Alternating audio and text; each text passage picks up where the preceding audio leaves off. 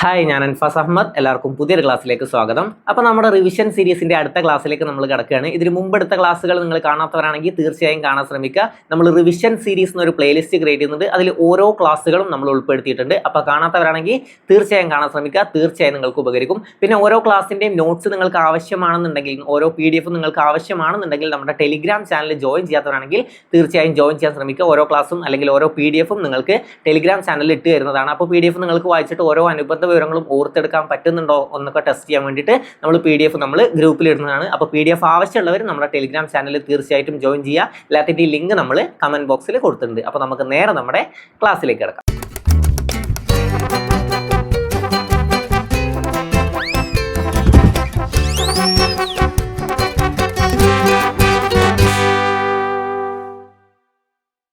അപ്പോൾ ആദ്യത്തെ ചോദ്യം നോക്കാം. വിഷ്ണുവിന്റെ അവതാരമാണ് താനെന്ന് സ്വയം വിശേഷിപ്പിച്ച നവോത്ഥാന നായകൻ ആര്? വിഷ്ണുവിന്റെ അവതാരമാണ് താനെന്ന് സ്വയം വിശേഷിപ്പിച്ച നവോത്ഥാന നായകൻ ആര്? ആരാണ് വിഷ്ണുവിന്റെ അവതാരമാണ് താനെന്ന് സ്വയം വിശേഷിപ്പിച്ച നവോത്ഥാന നായകൻ? നെയ്യാറ്റിൻകരയുടെ രാജകുമാരൻ എന്ന് സ്വയം വിശേഷിപ്പിച്ചതാരാ? നമ്മൾ പഠിച്ചു അല്ലേ? ആറ്റിങ്ങൽ കലാപവുമായി ബന്ധപ്പെട്ട് ഒപ്പുവെച്ച ഉടമ്പടിയാണ് വേണാട് ഉടമ്പടി.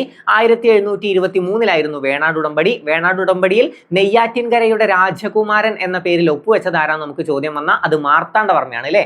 ആധുനിക തിരുവിതാംകൂറിന്റെ ശില്പി എന്നൊക്കെ അറിയപ്പെടുന്ന, ആധുനിക തിരുവിതാംകൂറിന്റെ ബിസ്മാർക്ക്, തിരുവിതാംകൂറിന്റെ അശോകൻ എന്നൊക്കെ അറിയപ്പെടുന്നത് ആരാന്ന് ചോദിച്ചാൽ അത് മാർത്താണ്ഡവർമ്മയാണ്. അപ്പോൾ നെയ്യാറ്റിൻകരയുടെ രാജകുമാരൻ എന്ന് സ്വയം വിശേഷിപ്പിച്ചത് ആരാന്ന് ചോദിച്ചാൽ അത് മാർത്താണ്ഡവർമ്മ. നമ്മുടെ ചോദ്യം എന്താണ്? മഹാവിഷ്ണുവിന്റെ അവതാരമാണ് താനെന്ന് സ്വയം വിശേഷിപ്പിച്ച നവോത്ഥാന നായകൻ ആരാന്ന് ചോദിച്ചാൽ ആരാണ്? അത് നമ്മുടെ വൈകുണ്ഠ സ്വാമികളാണ്. ആരാണ്? വൈകുണ്ഠ സ്വാമികളാണ്. ഓപ്ഷൻ ഡി ആണ് നമ്മുടെ ഉത്തരം. മഹാവിഷ്ണുവിന്റെ അവതാരമാണ് താനെന്ന് സ്വയം വിശേഷിപ്പിച്ച നവോത്ഥാന നായകൻ ആരാന്ന് ചോദിച്ചാൽ ആരാണ്? അത് വൈകുണ്ഠ സ്വാമികളാണ്. ഇനി നമുക്ക് വൈകുണ്ഠ സ്വാമികളെ പറ്റി ഡീറ്റെയിൽ ആയിട്ടൊന്ന് നോക്കാം. എപ്പോഴാണ് അദ്ദേഹം ജനിച്ചത്? അദ്ദേഹം ജനിച്ചത് ഞാൻ എന്തിനാണ് പറഞ്ഞു തരുന്നതെന്ന് വെച്ചാൽ 1856 ശ്രീനാരായണ ഗുരു രചിച്ചതല്ല, ജനിച്ചത്. ശ്രീനാരായണ ഗുരു ജനിച്ചത് എപ്പോഴാന്ന് ചോദിച്ചാൽ 1856 ഓഗസ്റ്റ് 20 അത് ഞാൻ ഇപ്പോൾ ഇവിടെ പറഞ്ഞത് എന്തിനാ അറിയോ? നമുക്കൊരു ചോദ്യം വരും, കേരളത്തിലെ ആദ്യ സാമൂഹ്യ പരിഷ്കർത്താവ് ആര് എന്ന് ചോദ്യം വരും. അപ്പൊ നമുക്ക് എല്ലാവർക്കും ഡൗട്ട് വരും. കൂടുതൽ ആളുകൾക്കും ഡൗട്ടുള്ള ഒരു ഭാഗമാണ് കേരളത്തിലെ ആദ്യ സാമൂഹ്യ പരിഷ്കർത്താവായി കണക്കാക്കുന്നത് ആരെയാണ്? പലർക്കും ആകെ അറിയാവുന്ന പേര് ശ്രീനാരായണ ഗുരുവാണ്. ആകെ ഒരു നവോത്ഥാന നായകനെ പറ്റിയിട്ട് ഡീറ്റെയിൽ ആയിട്ട് അറിയുള്ളൂ. അത് ശ്രീനാരായണ ഗുരുവാണ്. വേഗം വിചാരിച്ചു നോക്കും, ശ്രീനാരായണ ഗുരു എന്താണ്? കേരള നവോത്ഥാനത്തിന്റെ പിതാവ് എന്നറിയപ്പെടുന്നത് ആരാന്ന് ചോദിച്ചാൽ അത് ശ്രീനാരായണ ഗുരു. ഇന്ത്യൻ നവോത്ഥാനത്തിന്റെ പിതാവ് ആരാ? അത് രാജാറാം മോഹൻ റോയാണ്. അപ്പോൾ കേരള നവോത്ഥാനത്തിന്റെ പിതാവ് എന്നറിയപ്പെടുന്നത് ശ്രീനാരായണ ഗുരുവാണ്. എന്നാൽ കേരളത്തിലെ ആദ്യ സാമൂഹ്യ പരിഷ്കർത്താവായി കണക്കാക്കുന്നത് ആരെയാണെന്ന് ചോദിച്ചാൽ അത് ആരെയാണ്? നമുക്കറിയാം 1856 ഓഗസ്റ്റ് 20 ശ്രീനാരായണ ഗുരു ജനിച്ചത്. ശ്രീനാരായണ ഗുരു ജനിച്ചത് 1856 ഓഗസ്റ്റ് 20 എന്നാൽ വൈകുണ്ഠ സ്വാമികൾ ജനിച്ചത് എപ്പോഴാണ്? 1809 അപ്പൊ ഈ രണ്ടാളുകളെയാണല്ലോ നിങ്ങൾക്ക് ഡൗട്ട് വരിക. രണ്ടാളുകളുടെ ഡൗട്ട് വരില്ല. പലർക്കും ശ്രീനാരായണ ഗുരു ആണെന്ന് തോന്നിപ്പോവും. അപ്പൊ ആദ്യത്തേത് എന്ന് തന്നാൽ ആദ്യം ജനിച്ചിട്ടുണ്ടാവണല്ലോ. ആദ്യം ജനിച്ചതാരാ? 1809 മാർച്ച് 12 ആര് ജനിച്ചു? മാർച്ച് 12 1809 മാർച്ച് 12 ആര് ജനിച്ചത്? വൈകുണ്ഠ സ്വാമികൾ ജനിച്ചത്. അപ്പോൾ കേരളത്തിലെ ആദ്യ സാമൂഹ്യ പരിഷ്കർത്താവായി കണക്കാക്കുന്നത് ആരെയാണെന്ന് ചോദിച്ചത് ആരെയാണ്? അത് വൈകുണ്ഠ സ്വാമികളാണ്. പിന്നെ അതുപോലെ തന്നെ കേരളത്തിലെ ആദ്യ നവോത്ഥാന പ്രസ്ഥാനം ഏതെന്നൊക്കെ ചോദിച്ചാൽ അതാരാണ്? അത് വൈകുണ്ഠ സ്വാമികൾ സ്ഥാപിച്ച സമത്വ സമാജമാണ് അല്ലെ? സമത്വ സമാജം അതെപ്പോഴാണ് സമത്വ സമാജം സ്ഥാപിതമായത്? എപ്പോഴാണ് സമത്വ സമാജം? 1836 സമത്വ സമാജം സ്ഥാപിച്ചത്. സമത്വ സമാജം സ്ഥാപിച്ചത് എപ്പോഴാണ്? 1836 അപ്പൊ കേരളത്തിലെ ആദ്യ സാമൂഹ്യ പരിഷ്കർത്താവ് ആരാന്ന് കിട്ടിയല്ലോ. അതാരാണ്? അത് വൈകുണ്ഠ സ്വാമികളാണ്. 1809 മാർച്ച് 12 സ്വാമിത്തോപ്പിലാണ് ജനനം. സ്വാമിത്തോപ്പിലാണ് വൈകുണ്ഠ സ്വാമികളുടെ ജനനം. എവിടെയാണ്? സ്വാമിത്തോപ്പിലാണ്. സ്വാമിത്തോപ്പ്. നമുക്ക് 2 തോപ്പുകൾ പഠിക്കാണ്ട്, തോക്കുകളല്ല തോപ്പുകൾ, 2 തോപ്പുകൾ വൈകുണ്ഠ സ്വാമികളുമായി ബന്ധപ്പെടുത്തി നമുക്ക് പഠിക്കാണ്ട്. ഏതൊക്കെയാണ്? സ്വാമിത്തോപ്പും പിന്നെ ഒന്ന് ശിങ്കാരത്തോപ്പ് ജയിലാണ്. ശിങ്കാരത്തോപ്പ് ജയിൽ. അത് നമ്മൾ കണ്ടിന്യൂസ് ആയിട്ട് പറഞ്ഞു തരാം കേട്ടോ. ഞാൻ അങ്ങനെ കഥകൾ പറഞ്ഞു പോയിട്ട് അവസാനം നിങ്ങൾക്ക് അത് സെറ്റാക്കി തരാം. ഞാൻ പെട്ടെന്ന് ഓരോന്ന് എടുത്ത് പറഞ്ഞു കഴിഞ്ഞാൽ ചിലപ്പോൾ നിങ്ങൾക്ക് കൺഫ്യൂഷൻ വരും. സെറ്റാക്കി തരാം കേട്ടോ. ഓക്കെ, അപ്പൊ എന്ത് പഠിച്ചു? വിഷ്ണുവിന്റെ അവതാരമാണ് താനെന്ന് സ്വയം വിശേഷിപ്പിച്ച നവോത്ഥാന നായകൻ ആരാന്ന് ചോദിച്ചാൽ വൈകുണ്ഠ സ്വാമികളാണ്. പിന്നെന്താണ് പഠിച്ചത്? എന്താണ് കേരളത്തിലെ ആദ്യ സാമൂഹ്യ പരിഷ്കർത്താവായി കണക്കാക്കുന്നത് ആരെയാണെന്ന് ചോദിച്ചാലും അത് വൈകുണ്ഠ സ്വാമികളാണ്. ഓക്കെ, കേരളത്തിലെ ആദ്യ സാമൂഹ്യ പരിഷ്കർത്താവായി കണക്കാക്കുന്നത് വൈകുണ്ഠ സ്വാമികളാണ്. ജനനം 1809 മാർച്ച് 12 മാർച്ച് 12 ജനനം. ആദ്യ സാമൂഹ്യ പ്രസ്ഥാനം അല്ലേ, ആദ്യ സാമൂഹ്യ പരിഷ്കരണ പ്രസ്ഥാനം ഏതാന്ന് വെച്ചാൽ 1836 സ്ഥാപിച്ച ഏതാണ്? സമത്വ സമാജം. സമത്വ സമാജമാണ്. ഈ സമത്വ സമാജം വെച്ചിട്ട് നിങ്ങൾക്ക് വേണമെങ്കിൽ ഒരു സാധനം കണക്ട് ചെയ്യാൻ പറ്റും. എന്താണ് സമം വെച്ചിട്ട്? രണ്ടും സമം വെച്ചിട്ട് എന്ത് കേട്ടാലും നിങ്ങൾ വൈകുണ്ഠ സ്വാമികളെ ഓർക്കണം. ഞാൻ മുമ്പൊരു ക്ലാസ്സിൽ പറഞ്ഞിട്ടുണ്ടായിരുന്നു. കാരണം എന്താ, രണ്ട് കാര്യങ്ങളാണ് നവോത്ഥാനവുമായി ബന്ധപ്പെടുത്തി സമം വെച്ച് ചോദിക്കാറുള്ളത്. എന്തൊക്കെയാണ്? സമത്വ സമാജം. ഒന്ന്, സമത്വ സമാജവുമായി ആര് ബന്ധപ്പെട്ടിരിക്കുന്നു എന്ന് ചോദിച്ചാലോ, അല്ലെങ്കിൽ ആരാണ് സമത്വ സമാജത്തിന്റെ സ്ഥാപകൻ എന്ന് ചോദിച്ചാലൊക്കെ ആരാണ്? അത് വൈകുണ്ഠ സ്വാമികളാണ്. വൈകുണ്ഠ സ്വാമികൾ 1836 സമത്വ സമാജം സ്ഥാപിച്ചത്. പിന്നെ സമം വെച്ചിട്ട് എന്താ പഠിക്കാറ്? സമപന്തി ഭോജനം ആദ്യമായി നടത്തിയ നവോത്ഥാന നായകൻ ആരാന്ന് ചോദിക്കും അല്ലേ? സമപന്തി ഭോജനം നടത്തിയ നവോത്ഥാന നായകൻ ആരാന്ന് ചോദിച്ചാൽ ആരാണ്? അത് സമപന്തി ഭോജനം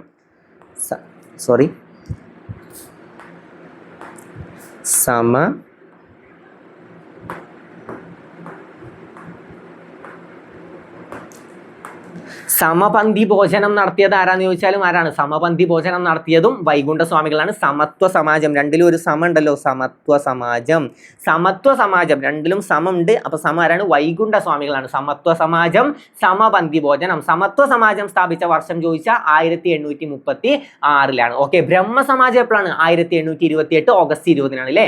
1828 ഓഗസ്റ്റ് 20. ഈ ഓഗസ്റ്റ് 20 തന്നെയാണ് ശ്രീനാരായണ ഗുരു ജനിച്ചത്. ശ്രീനാരായണ ഗുരുവിന്റെ ജന്മദിനവും സമാധി ദിനവും അല്ലേ, ജനന ദിവസവും മരണ ദിവസവും അവധിയായി പ്രഖ്യാപിച്ചിരിക്കുന്ന ഏക നവോത്ഥാന നായകൻ ആരാന്ന് ചോദ്യം വരും. ജനന ദിവസവും മരണ ദിവസവും അവധിയായി പ്രഖ്യാപിച്ചിരിക്കുന്ന ഏക നവോത്ഥാന നായകൻ അല്ലെ? ശ്രീനാരായണ ഗുരു ജയന്തി, ശ്രീനാരായണ ഗുരു സമാധി. ഓക്കെ, രണ്ടും അവധിയായി പ്രഖ്യാപിച്ചിരിക്കുന്ന ഏക നവോത്ഥാന നായകൻ ആരാന്ന് ചോദിച്ചാൽ ആരാണ്? അത് ശ്രീനാരായണ ഗുരുവാണ്. ഓക്കെ, അപ്പൊ സമത്വ സമാജം, സമപന്തി ഭോജനം ആരുമായി ബന്ധപ്പെട്ടതാണ്? വൈകുണ്ഠ സ്വാമികളുമായി ബന്ധപ്പെട്ടതാണ്. പിന്നെ എന്താണ്? വിഷ്ണുവിന്റെ അവതാരമാണ് താനെന്ന് സ്വയം വിശേഷിപ്പിച്ച നവോത്ഥാന നായകനാണ് ആര്? വൈകുണ്ഠ സ്വാമികൾ. പിന്നെ അദ്ദേഹവുമായി ഏറ്റവും ഇമ്പോർട്ടന്റ് ആയിട്ടുള്ള ഒരു കാര്യം പഠിക്കാണ്. ദക്ഷിണേന്ത്യയിൽ ആദ്യമായി കണ്ണാടി പ്രതിഷ്ഠ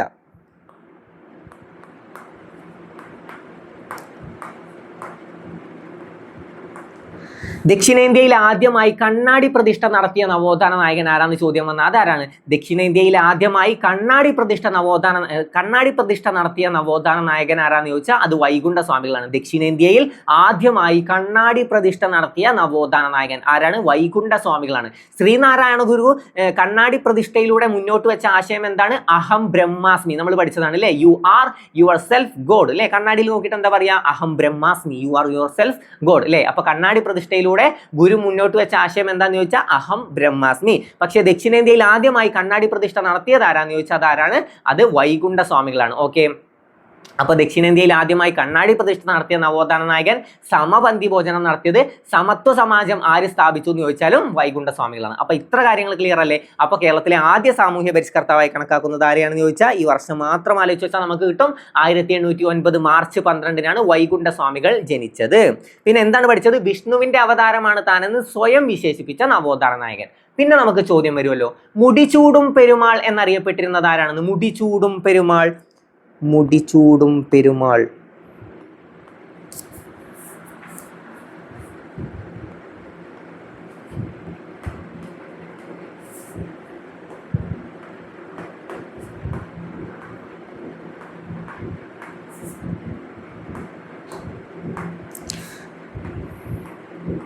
അപ്പൊ മുടിചൂടും പെരുമാൾ എന്നറിയപ്പെട്ടിരുന്നത് ആരാണ്? മുടിചൂടും പെരുമാൾ എന്നറിയപ്പെട്ടിരുന്നത് ആരാണെന്ന് ചോദിച്ചാൽ അത് വൈകുണ്ഠ സ്വാമികൾ. അറിയപ്പെട്ടിരുന്നത് ഇപ്പൊ അറിയപ്പെടുന്നില്ല, പിന്നീട് അറിയപ്പെട്ടിട്ടില്ല, ഒരു സമയത്ത് അറിയപ്പെട്ടിരുന്നു. എന്തുകൊണ്ട്?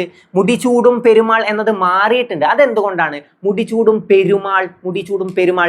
ഈ പെരുമാൾ എന്നത് ഉയർന്ന ജാതിയിൽപ്പെട്ടവർക്ക് മാത്രം സ്വീകരിക്കാനാവുന്ന ഒരു പേരാണ് അല്ലെ? ഉയർന്ന ജാതിയിൽപ്പെട്ടവർക്ക് മാത്രമേ പെരുമാൾ എന്ന പേര് സ്വീകരിക്കാൻ പറ്റുള്ളൂ. അപ്പൊ മേൽജാതിക്കാരുടെ എതിർപ്പ് മൂലമാണ് അദ്ദേഹം ഈ പേര് മാറ്റിയത്. മുടിചൂടും പെരുമാൾ എന്ന പേര് മാറി അദ്ദേഹം എന്തായി? മുത്തുക്കുട്ടി എന്ന പേര് സ്വീകരിച്ചു. അപ്പൊ മുടിചൂടും പെരുമാൾ മുത്തുക്കുട്ടി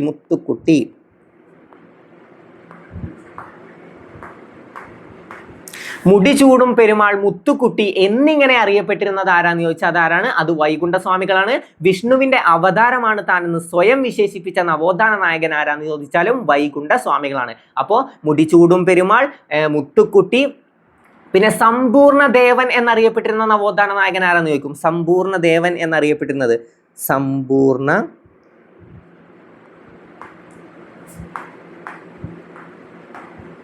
സമ്പൂർണ്ണ ദേവൻ എന്നറിയപ്പെട്ടിരുന്ന നവോത്ഥാന നായകൻ ആര് എന്ന് ചോദിച്ചാലും ആരാണ്? വൈകുണ്ഠ സ്വാമികളാണ്. ഇത്ര കാര്യങ്ങൾ ക്ലിയർ അല്ലേ? ഞാൻ ഇപ്പോൾ പഠിപ്പിച്ച ഇത്ര കാര്യങ്ങൾ നിങ്ങൾക്ക് ക്ലിയർ ആയോ? ഒന്ന് റിപ്പീറ്റ് ചെയ്ത് നോക്കാം.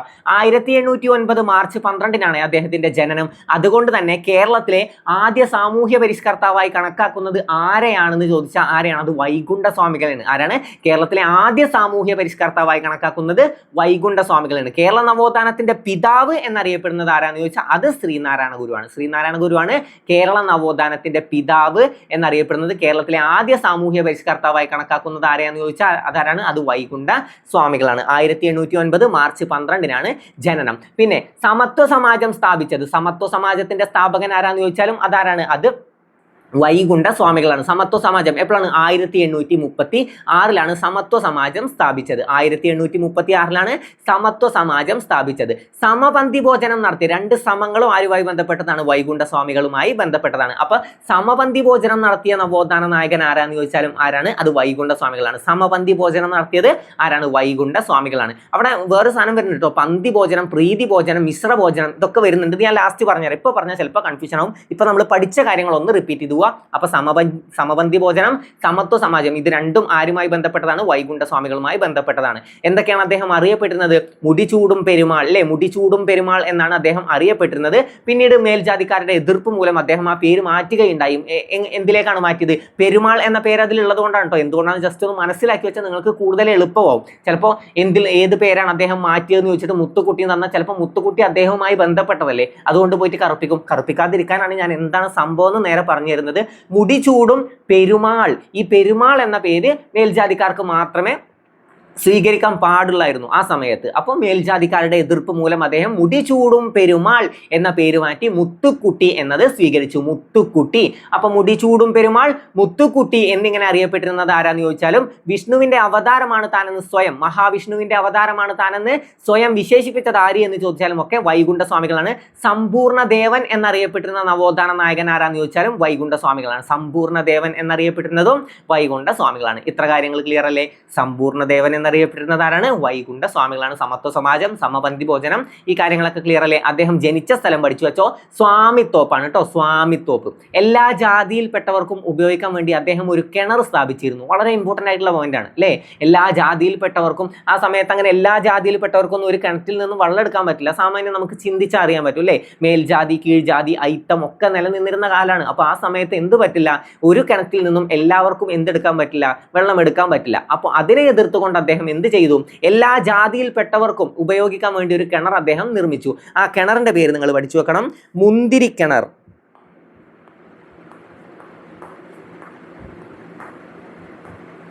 അതിന് മുന്തിരി ജ്യൂസ് ഒന്നും അല്ല കേട്ടോ, അതിൽ വെള്ളം തന്നെയാണ്. മുന്തിരി കിണർ എന്ന് അതിന്റെ പേരാണ്. ഓക്കെ, അപ്പൊ മുന്തിരി എല്ലാ ജാതിയിൽപ്പെട്ടവർക്കും വെള്ളം എടുക്കാൻ വേണ്ടി മുന്തിരി കിണർ സ്ഥാപിച്ചത് ആരാന്ന് ചോദിച്ചത് ആരാണ്? അത് വൈകുണ്ഠ സ്വാമികളാണ്. മുന്തിരി കിണർ സ്ഥാപിച്ചത് എവിടെയെന്ന് ചോദിക്കും, അതാണ് സ്വാമിത്തോപ്പിൽ. ഓക്കെ, സ്വാമിത്തോപ്പിലാണ് മുന്തിരി കിണർ സ്ഥാപിച്ചത്.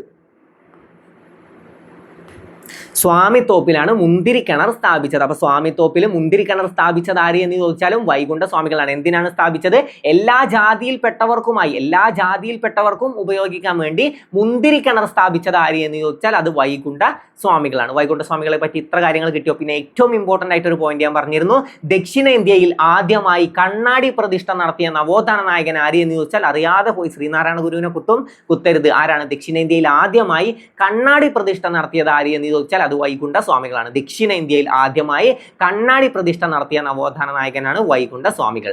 അപ്പൊ ജനനം 1809 മാർച്ച് 12.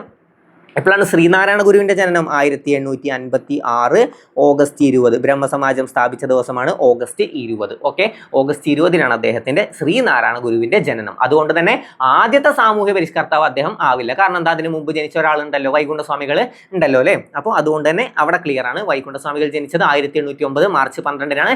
സ്വാമിത്തോപ്പിലാണ് ജനനം. സ്വാമിത്തോപ്പിൽ അദ്ദേഹം എന്ത് സ്ഥാപിച്ചു? അദ്ദേഹം മുന്തിരി കിണർ സ്ഥാപിച്ചത് എവിടെയെന്ന് ചോദിച്ചാൽ അത് സ്വാമിത്തോപ്പിലാണ്. ഓക്കെ, സ്വാമിത്തോപ്പിൽ. പിന്നെ നമുക്കൊരു ചോദ്യം ഒരുപക്ഷെ വന്നേക്കാം, കുട്ടിക്കാലത്ത് അദ്ദേഹത്തെ സ്വാധീനിച്ച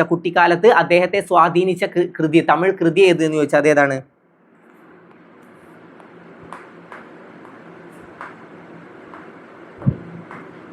തിരുക്കുറലാണ്. ഏതാണ്? കുട്ടിക്കാലത്ത് വൈകുണ്ഠസ്വാമികളെ സ്വാധീനിച്ച ഗ്രന്ഥം ഏതെന്ന് ചോദിച്ചാൽ അത് തിരുക്കുറലാണ്. തിരുക്കുറൽ. ഏതാണ്? തിരുക്കുറൽ. തിരുക്കുറൽ രചിച്ചത് ആരാന്ന് ചോദിച്ചാൽ അത് തിരുവള്ളുവരാണ്. തിരുവള്ളുവരാണ് തിരുക്കുറൽ രചിച്ചത്. അപ്പോൾ അതൊന്ന് ജസ്റ്റ് അറിഞ്ഞു വെക്കാം. അപ്പോൾ കുട്ടിക്കാലത്ത് വൈകുണ്ഠസ്വാമികളെ സ്വാധീനിച്ച കൃതി അല്ലെങ്കിൽ ഗ്രന്ഥം ഏത് എന്ന് ചോദിച്ചാൽ അത് തിരുക്കുറലാണ്. Thirukkural. Okay, Tamil ഗ്രന്ഥമായ തിരുക്കുറലാണ്.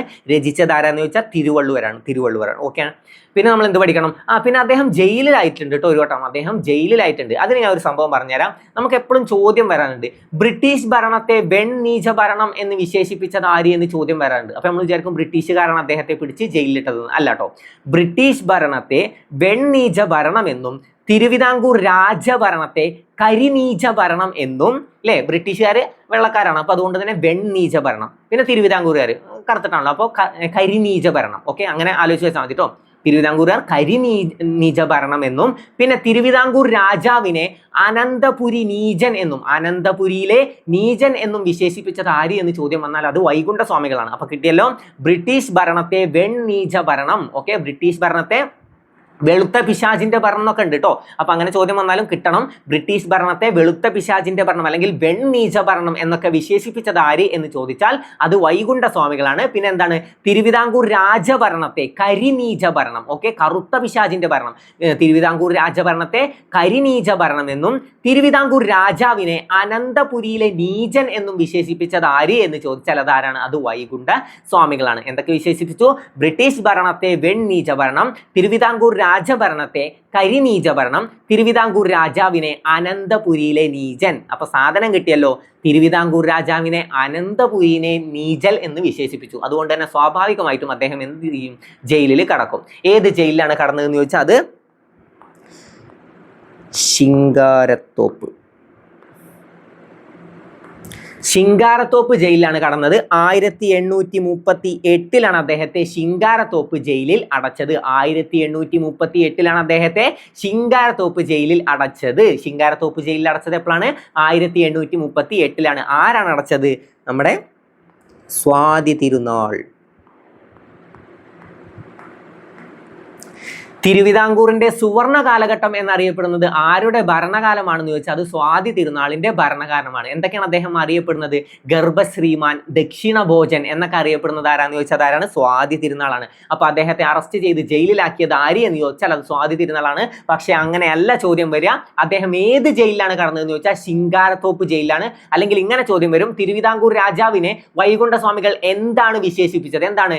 അനന്തപുരിയിലെ നീചൻ. Okay, British ഭരണത്തെ, അതാണ് ഏറ്റവും കൂടുതൽ റിപ്പീറ്റ് ചെയ്തിട്ടുള്ള ചോദ്യം. ബ്രിട്ടീഷ് ഭരണത്തെ വെണ്ണീച ഭരണം, അല്ലെ, വെളുത്ത പിശാചിന്റെ ഭരണം എന്ന് വിശേഷിപ്പിച്ചതും തിരുവിതാംകൂർ രാജഭരണത്തെ കരിനീച ഭരണം എന്നും വിശേഷിപ്പിച്ചത് ആര് എന്ന് ചോദിച്ചാൽ അതാരാണ്? വൈകുണ്ഠസ്വാമികളാണ്. 1838 ജയിലിലായത്.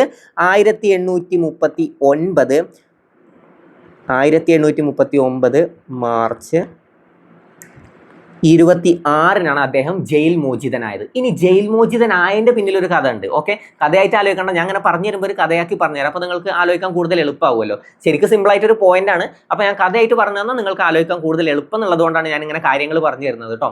ഓക്കെ, ഇപ്പൊ നമ്മൾ എന്തൊക്കെ പഠിച്ചു? ബ്രിട്ടീഷ് ഭരണത്തെ വെണ്ണീച ഭരണം എന്ന് വിശേഷിപ്പിച്ചു. തിരുവിതാംകൂർ രാജഭരണത്തെ കരിനീച ഭരണം എന്നും വിശേഷിപ്പിച്ചു. തിരുവിതാംകൂർ രാജാവിനെ അനന്തപുരിയിലെ നീചൻ എന്നും വിശേഷിപ്പിച്ചു. അതുവരെ ക്ലിയർ അല്ലേ? സെറ്റ് അല്ലേ? ഇനി ഒരു കാര്യം പറഞ്ഞുതരാം. ഈ വൈകുണ്ഠസ്വാമികളുടെ പ്രധാന ശിഷ്യൻ ആര് എന്ന് ചോദിക്കും.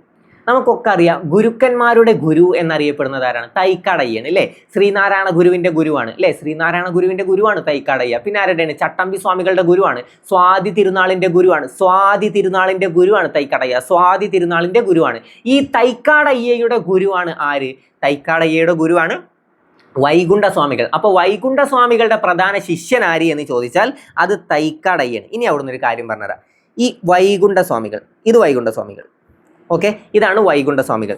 ഈ വൈകുണ്ഠസ്വാമികളുടെ ശിഷ്യനാണ് ആര്? തൈക്കാടയ്യ. ഓക്കെ, ഈ തൈക്കാടയ്യ വൈകുണ്ഠസ്വാമികളുടെ ശിഷ്യനാണ്. സ്റ്റാർ ഇട്ട് വരച്ചത് നിങ്ങൾക്ക് ചിലപ്പോൾ ഓർമ്മ കിട്ടില്ല. ആദ്യം ആരാണ്? വൈകുണ്ഠസ്വാമികളാണ്. ഓക്കെ, വൈകുണ്ഠസ്വാമികളുടെ ശിഷ്യനാണ് തൈക്കാടയ്യ. ഈ തൈക്കാടയ്യയുടെ ശിഷ്യനാണ് സ്വാതി തിരുനാൾ. ഓക്കെ, സ്വാതി തിരുനാൾ. ഇത്ര കാര്യങ്ങൾ ക്ലിയർ ആയല്ലോ. അപ്പോൾ വൈകുണ്ഠസ്വാമികളുടെ പ്രധാന ശിഷ്യനാണ് തൈക്കാടയ്യ. തൈക്കാടയ്യയുടെ ശിഷ്യന്മാരിൽ ഒരാളാണ് അല്ലെ, ഗുരുക്കന്മാരുടെ ഗുരുവാണ് ആര്, തൈക്കാടയ്യ എന്നറിയപ്പെടുന്നത് ആരെന്ന് ചോദ്യം വരും കേട്ടോ. ഗുരുക്കന്മാരുടെ ഗുരു എന്നറിയപ്പെടുന്നത് ആരാന്ന് ചോദിച്ചാൽ തൈക്കാടയ്യാണ്. ഈ തൈക്കാടയ്യയുടെ ഒരു പ്രധാന ശിഷ്യനാണ് സ്വാതി തിരുനാൾ. ആരാണ്? സ്വാതി തിരുനാൾ. അപ്പോൾ ഒരു സംഭവം ഉണ്ടായിട്ടുണ്ടല്ലോ. എന്താണ്? സ്വാതി തിരുനാൾ ആരെ പിടിച്ച് അറസ്റ്റ് ചെയ്തു? വൈകുണ്ഠ സ്വാമികളെ പിടിച്ച് അറസ്റ്റ് ചെയ്തു. സ്വാതി തിരുനാളും വൈകുണ്ഠ സ്വാമികളും തമ്മിൽ ഒരു ബന്ധമല്ല. അതുകൊണ്ട് തന്നെ വൈകുണ്ഠ സ്വാമികൾ സ്വാതി തിരുനാളിനെ വിമർശിച്ചപ്പോൾ അദ്ദേഹം പിടിച്ച് അറസ്റ്റ് ചെയ്ത് ശിങ്കാരത്തോപ്പ് ജയിലിൽ 1838 അടച്ചു. 1838 ശിങ്കാരത്തോപ്പ് ജയിലിൽ അടച്ചത്. അപ്പോൾ സ്വാഭാവികമായിട്ടും അദ്ദേഹത്തിന് ഒരു ശിഷ്യനുണ്ടല്ലോ അല്ലേ. മറ്റേ പോക്കിരി രാജ സിനിമയിലൊക്കെ പറയുന്ന പോലെ എനിക്ക് ഇനി ഒരു മകൻ കൂടി ഉണ്ട് എന്നൊക്കെ പറയില്ലേ, അതുപോലെ എനിക്കൊരു ശിഷ്യൻ ഉണ്ട് എന്നുള്ളൊരു ഇത് അദ്ദേഹത്തിന് ഉണ്ടാവും അല്ലേ. വൈകുണ്ഠ സ്വാമികൾക്ക് ആ ഒരു ഇതുണ്ടാവും, എൻ്റെ ശിഷ്യൻ അവിടെ വരും, എൻ്റെ ശിഷ്യൻ എന്നെ രക്ഷിക്കും അല്ലേ. അപ്പൊ ഈ ശിഷ്യൻ തൈക്കാടയ്യ, ഈ തൈക്കാടയ്യയുടെ ശിഷ്യനാണ് സ്വാതി തിരുനാൾ അല്ലേ. സ്വാതി തിരുനാൾ തൈക്കാടയ്യയുടെ ശിഷ്യനല്ലേ. അപ്പൊ സ്വാഭാവികമായിട്ടും ഈ ഗുരുവിന് ശിഷ്യനോട് പോയിട്ട് പറയാം, എൻ്റെ ഗുരുവാണ് അദ്ദേഹം, അദ്ദേഹത്തെ വിട്ടയക്കൂ എന്നൊരു റിക്വസ്റ്റ് ചെയ്യുക. അദ്ദേഹത്തിന്റെ റിക്വസ്റ്റ് നിരസിക്കാൻ പറ്റില്ലല്ലോ, കാരണം ഗുരുവാണ് അല്ലേ. ഗുരുവിന്റെ വാക്കുകൾ അങ്ങനെ ശിഷ്യന്മാർക്ക് നിരസിക്കാൻ പറ്റില്ല. അപ്പോൾ സ്വാഭാവികമായിട്ടും സ്വാതി തിരുനാൾ അതനുസരിക്കും. സ്വാതി തിരുനാൾ അങ്ങനെയാണ് ആരെ വിട്ടയക്കുന്നത്? ആരെ? വൈകുണ്ഠ സ്വാമികളെ വിട്ടയക്കുന്നത്. ആരുടെ ശുപാർശ പ്രകാരം അല്ലെങ്കിൽ ആരുടെ റിക്വസ്റ്റ് പ്രകാരമാണ്? തൈക്കാടയ്യയുടെ റിക്വസ്റ്റ് പ്രകാരം. അപ്പോൾ മനസ്സിലായല്ലോ, തൈക്കാടയ്യ ആരുടെ ഗുരുവാണ്? സ്വാതി തിരുനാളിന്റെ ഗുരുവാണ്. തൈക്കാടയ്യയുടെ ഗുരുവാണ് വൈകുണ്ഠ സ്വാമികൾ. ഈ വൈകുണ്ഠ സ്വാമികളെ വിട്ടയക്കാൻ വേണ്ടി ശിഷ്യനായ തൈക്കാടയ്യ തൻ്റെ ശിഷ്യനോട് പോയിട്ട് ആവശ്യപ്പെടുകയാണ്. കഥ കൺഫ്യൂഷൻ ആയോ? ആദ്യം ആരാണ്? വൈകുണ്ഠ സ്വാമികളെ സ്വാതി തിരുനാൾ പിടിച്ച് അറസ്റ്റ് ചെയ്യാണ്. അപ്പൊ സ്വാഭാവികമായിട്ടും അദ്ദേഹത്തിന്റെ ശിഷ്യൻ ഇളകുമല്ലോ.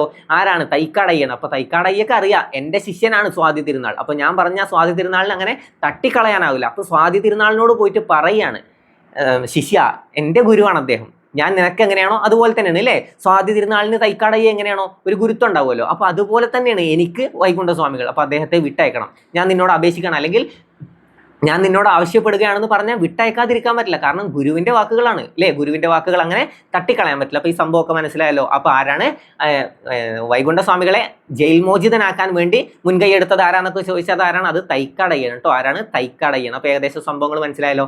ആരാണ് അറസ്റ്റിലായതെന്നും ആരാണ് അറസ്റ്റ് ചെയ്തതെന്നും ആരെയാണ് അറസ്റ്റ് ചെയ്തതെന്നും ഒക്കെ മനസ്സിലായല്ലോ. എന്തിനാണെന്നും മനസ്സിലായി അല്ലേ.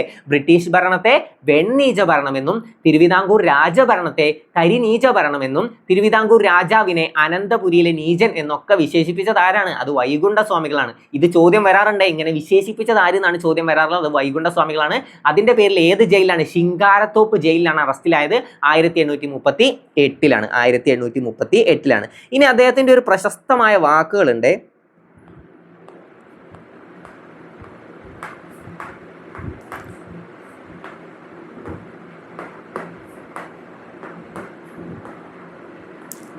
വേല ചെയ്താൽ കൂലി കിട്ടണം എന്ന മുദ്രാവാക്യം ഉയർത്തിയത് ആര് എന്ന് ചോദിച്ചാൽ അത് വൈകുണ്ഠ സ്വാമികളാണ്. വേല ചെയ്താൽ കൂലി കിട്ടണം എന്ന മുദ്രാവാക്യം ഉയർത്തിയത് ആര് എന്ന് ചോദിച്ചാൽ അത് വൈകുണ്ഠ സ്വാമികളാണ് കേട്ടോ. വേല ചെയ്താൽ കൂലി കിട്ടണം എന്ന മുദ്രാവാക്യം ഉയർത്തിയത് ആരാണ്? അത് വൈകുണ്ഠ സ്വാമികളാണ്. അപ്പൊ ഇതുവരെ കിട്ടിയല്ലോ. ഇനി അദ്ദേഹത്തിന്റെ ഒരെണ്ണം കൂടി ഉണ്ടല്ലോ, ഞാൻ കഴിഞ്ഞ ക്ലാസ്സിലോ മറ്റോ പറഞ്ഞിട്ടുണ്ടായിരുന്നു.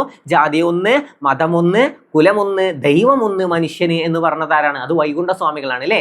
ജാതി ഒന്ന്, മതം ഒന്ന്, കുലമൊന്ന്, ദൈവമൊന്ന്, ലോകമൊന്ന് മനുഷ്യന് എന്നൊക്കെ പറഞ്ഞത് ആരാണ്? അത് വൈകുണ്ഠ സ്വാമികളാണ്. പിന്നീട് വേറൊരാൾ എന്ത് പറഞ്ഞു? എന്താണ്? ഇന്ത ഉലകത്തിൽ ഒരേ ഒരു ജാതി താൻ, ഒരേ ഒരു മതം താൻ, ഒരേ ഒരു കടവുൾ താൻ. പിന്നീട് അദ്ദേഹത്തിന്റെ ശിഷ്യൻ ആ വാക്കുകൾ എടുത്തു അല്ലെ. അദ്ദേഹത്തിന്റെ ശിഷ്യൻ ആരാണ്? ഇത് പറഞ്ഞത് തമിഴിൽ പറഞ്ഞത് ആരാണ്? തൈക്കാടയ്യാണ്. അദ്ദേഹത്തിന്റെ വാക്കുകളാണ് പിന്നീട് മലയാളത്തിലേക്ക് വിവർത്തനം ചെയ്ത് പ്രശസ്തമായത്. ആരാണ്? ഒരു ജാതി, ഒരു മതം, ഒരു ദൈവം മനുഷ്യന് എന്ന് പറഞ്ഞത് ശ്രീനാരായണ ഗുരുവാണ്. ജാതി വേണ്ട, മതം വേണ്ട മനുഷ്യന് എന്നൊക്കെ പറഞ്ഞത് ആരാണ്? സഹോദരൻ അയ്യപ്പനാണ്. പിന്നെ ഞാൻ ഒരു കാര്യം പറഞ്ഞിട്ടുണ്ടായിരുന്നു അല്ലെ, സമപന്തി ഭോജനം നടത്തിയ നവോത്ഥാന നായകൻ ആരാന്ന് ചോദിച്ചാൽ സമം ആരുമായിട്ടാണ്? വൈകുണ്ഠ സ്വാമികളുമായിട്ടാണ്. സമപന്തി ഭോജനം, സമത്വ സമാജം ഇതൊക്കെ വൈകുണ്ഠ സ്വാമികളുമായി ബന്ധപ്പെട്ടതാണ്. അപ്പൊ സമപന്തി ഭോജനം നടത്തിയ നവോത്ഥാന നായകൻ ആരാന്ന് ചോദിച്ചാൽ അത് വൈകുണ്ഠ സ്വാമികളാണ്. എന്നാൽ പന്തി ഭോജനം നടത്തിയ നവോത്ഥാന നായകൻ ആരാ? പന്തി ഭോജനം നടത്തിയ നവോത്ഥാന നായകൻ അത് തൈക്കാടയ്യാണ്. പന്തി ഭോജനം, പന്തി അത്ര ഇത് പന്നിയല്ല കേട്ടോ, സോറി, പന്തി ഒരു വാക്ക് ചെറുതായിട്ട് തെറ്റിയാൽ മതി, പിന്നെ അത് മാത്രം പഠിച്ചു വെച്ചു. പന്നി ഭോജനം എന്നൊക്കെ പഠിച്ചു വെച്ചാൽ തെറ്റാണ്. ഓക്കെ. അപ്പൊ പന്തി ഭോജനം നടത്തിയ നവോത്ഥാന നായകൻ ആരാന്ന് ചോദിച്ചാൽ അത് തൈക്കാടയ്യാണ്. ഓക്കെ. പന്തി ഭോജനം തൈക്കാടയ്യ, സമം ആലോചിച്ചാൽ മതി, അതാരാണ്? വൈകുണ്ഠ സ്വാമികളാണ്. സമപന്തി ഭോജനം വൈകുണ്ഠ സ്വാമികൾ. പിന്നെ നമുക്ക് പഠിക്കാണ്ട് പ്രീതി ഭോജനം, കേട്ടിട്ടുണ്ടോ? പ്രീതി ഭോജനം നടത്തിയത് ആരാന്ന് ചോദിച്ചത് ആരാണ്? പ്രീതി ഭോജനം വാഗ്ഭടാനന്ദനാണ്. പ്രീതി ഭോജനം വാഗ്ഭടാനന്ദൻ. ഓക്കെ. പ്രീതി ഭോജനം വാഗ്ഭടാനന്ദനാണ്. പിന്നെ ഒന്നുകൂടി ഉണ്ട് മിശ്ര ഭോജനം. ആരാണ് മിശ്ര ഭോജനം നടത്തിയത് ആരാന്ന് ചോദിച്ചാൽ ആരാണ്? സഹോദരൻ അയ്യപ്പൻ. സഹോദരൻ അയ്യപ്പനാണ് മിശ്ര ഭോജനം നടത്തിയത്. ഇത്ര കാര്യങ്ങൾ ക്ലിയർ ആയല്ലോ. അപ്പൊ സമപന്തി ഭോജനം നടത്തിയത് ആര് എന്ന് ചോദിച്ചാൽ വൈകുണ്ഠസ്വാമികൾ. സമമാരുമായി ബന്ധപ്പെട്ടതാണ്? വൈകുണ്ഠസ്വാമികളുമായി ബന്ധപ്പെട്ടതാണ്. സമത്വ സമാജത്തിന്റെ സ്ഥാപകൻ ആര് എന്ന് ചോദിച്ചാലും വൈകുണ്ഠസ്വാമികൾ. പിന്നെ നമ്മൾ ഒന്നുകൂടി പഠിച്ചു പന്തി ഭോജനം തൈക്കാടയ്യ അല്ലെ. സമപന്തി ഭോജനം സമത്വ സമാജം വൈകുണ്ഠസ്വാമികൾ. പന്തി ഭോജനം തൈക്കാടയ്യ. പിന്നെ ഏതാണ്? പന്തി ഭോജനം കഴിഞ്ഞ് നമ്മൾ ഇത് പഠിച്ചു പ്രീതി ഭോജനം വാഗ്ഭടാനന്ദനാണ്. പ്രീതി ഭോജനം വാഗ്ഭടാനന്ദനും മിശ്രഭോജനം സഹോദരൻ അയ്യപ്പനുമാണ്. മിശ്രഭോജനം സഹോദരൻ അയ്യപ്പനുമാണ്. അപ്പൊ ആ കാര്യങ്ങൾ ക്ലിയർ ആയല്ലോ. ഒന്നും കൂടി വാ. സമപന്തി ഭോജനം തൈക്കാടയ്യ, സമപന്തി ഭോജനം വൈകുണ്ഠസ്വാമികൾ, പന്തി ഭോജനം സമപന്തി ഭോജനം വൈകുണ്ഠസ്വാമികളാണ്. സമം വൈകുണ്ഠസ്വാമികൾ. ഓക്കെ, ഞാൻ തെറ്റിച്ച് പറഞ്ഞാലും നിങ്ങൾക്ക് തെറ്റരുത്. സമം വൈകുണ്ഠസ്വാമികളുമായി ബന്ധപ്പെട്ടത് തന്നെയാണ്. ഓക്കെ, സമപന്തി ഭോജനം വൈകുണ്ഠസ്വാമികൾ, പന്തി ഭോജനം തൈക്കാടയ്യ, പ്രീതി ഭോജനം വാഗ്ഭടാനന്ദൻ, മിശ്ര ഭോജനം സഹോദരൻ അയ്യപ്പൻ. ഇതുവരെ ക്ലിയർ അല്ലേ? വേല ചെയ്താൽ കൂലി കിട്ടണം എന്ന മുദ്രാവാക്യം ഉയർത്തിയത് ആര് എന്ന് ചോദിച്ചാലും വൈകുണ്ഠസ്വാമികളാണ്.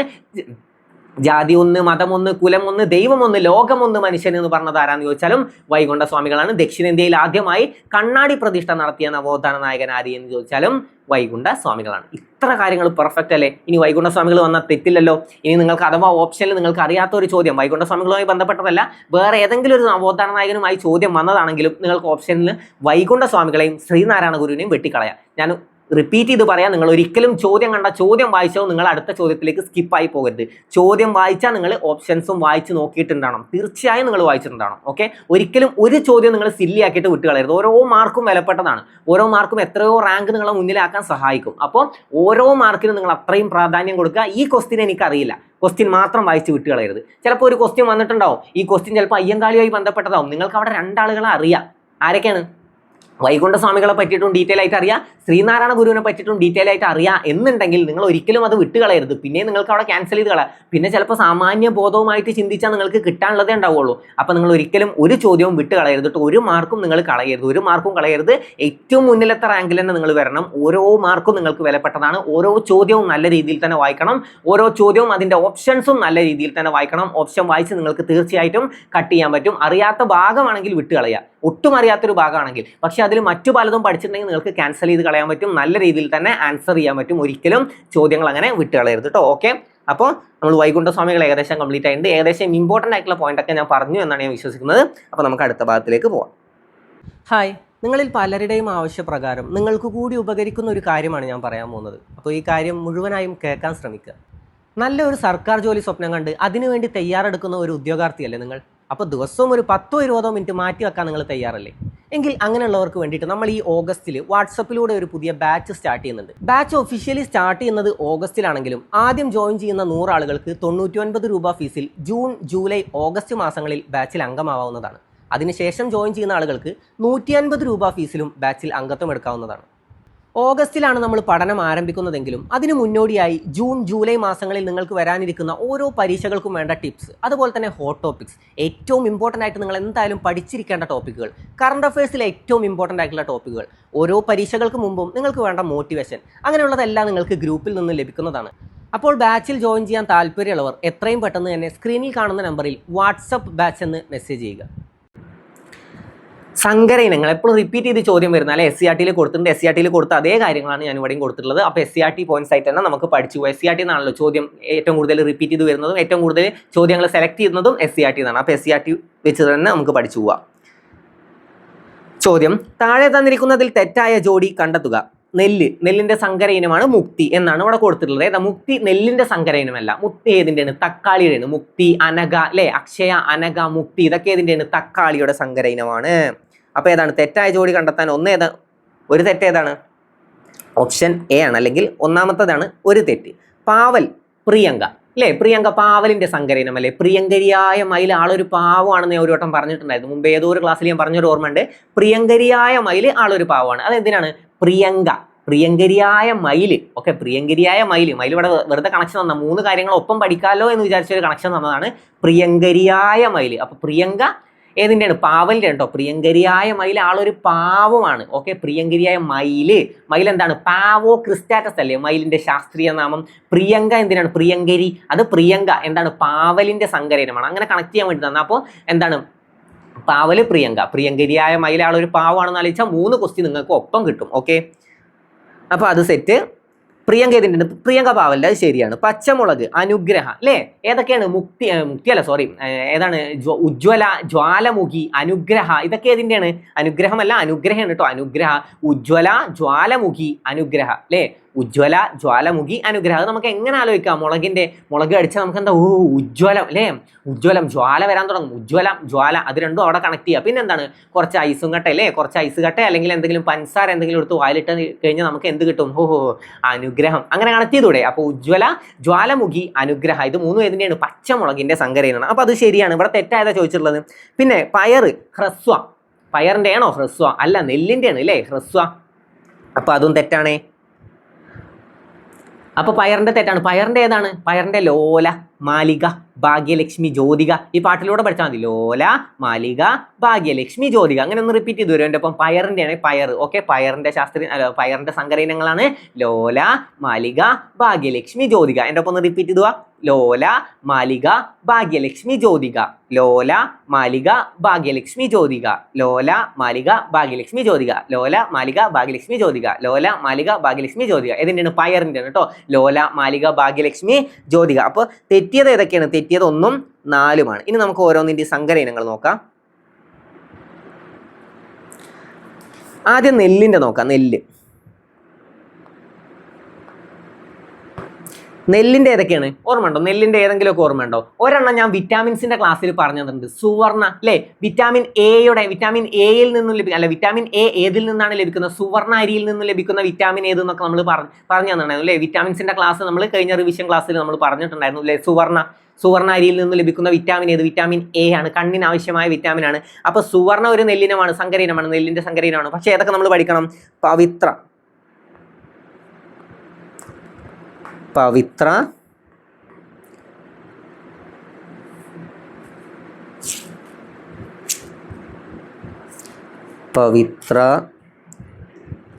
ഹ്രസ്വ, പിന്നെ ഏതാണ്? അന്നപൂർണ നമുക്കറിയാം. നെല്ല്, അന്നം അല്ലേ, അത് വെച്ച് കണക്ട് ചെയ്താൽ മതി. അന്നപൂർണ.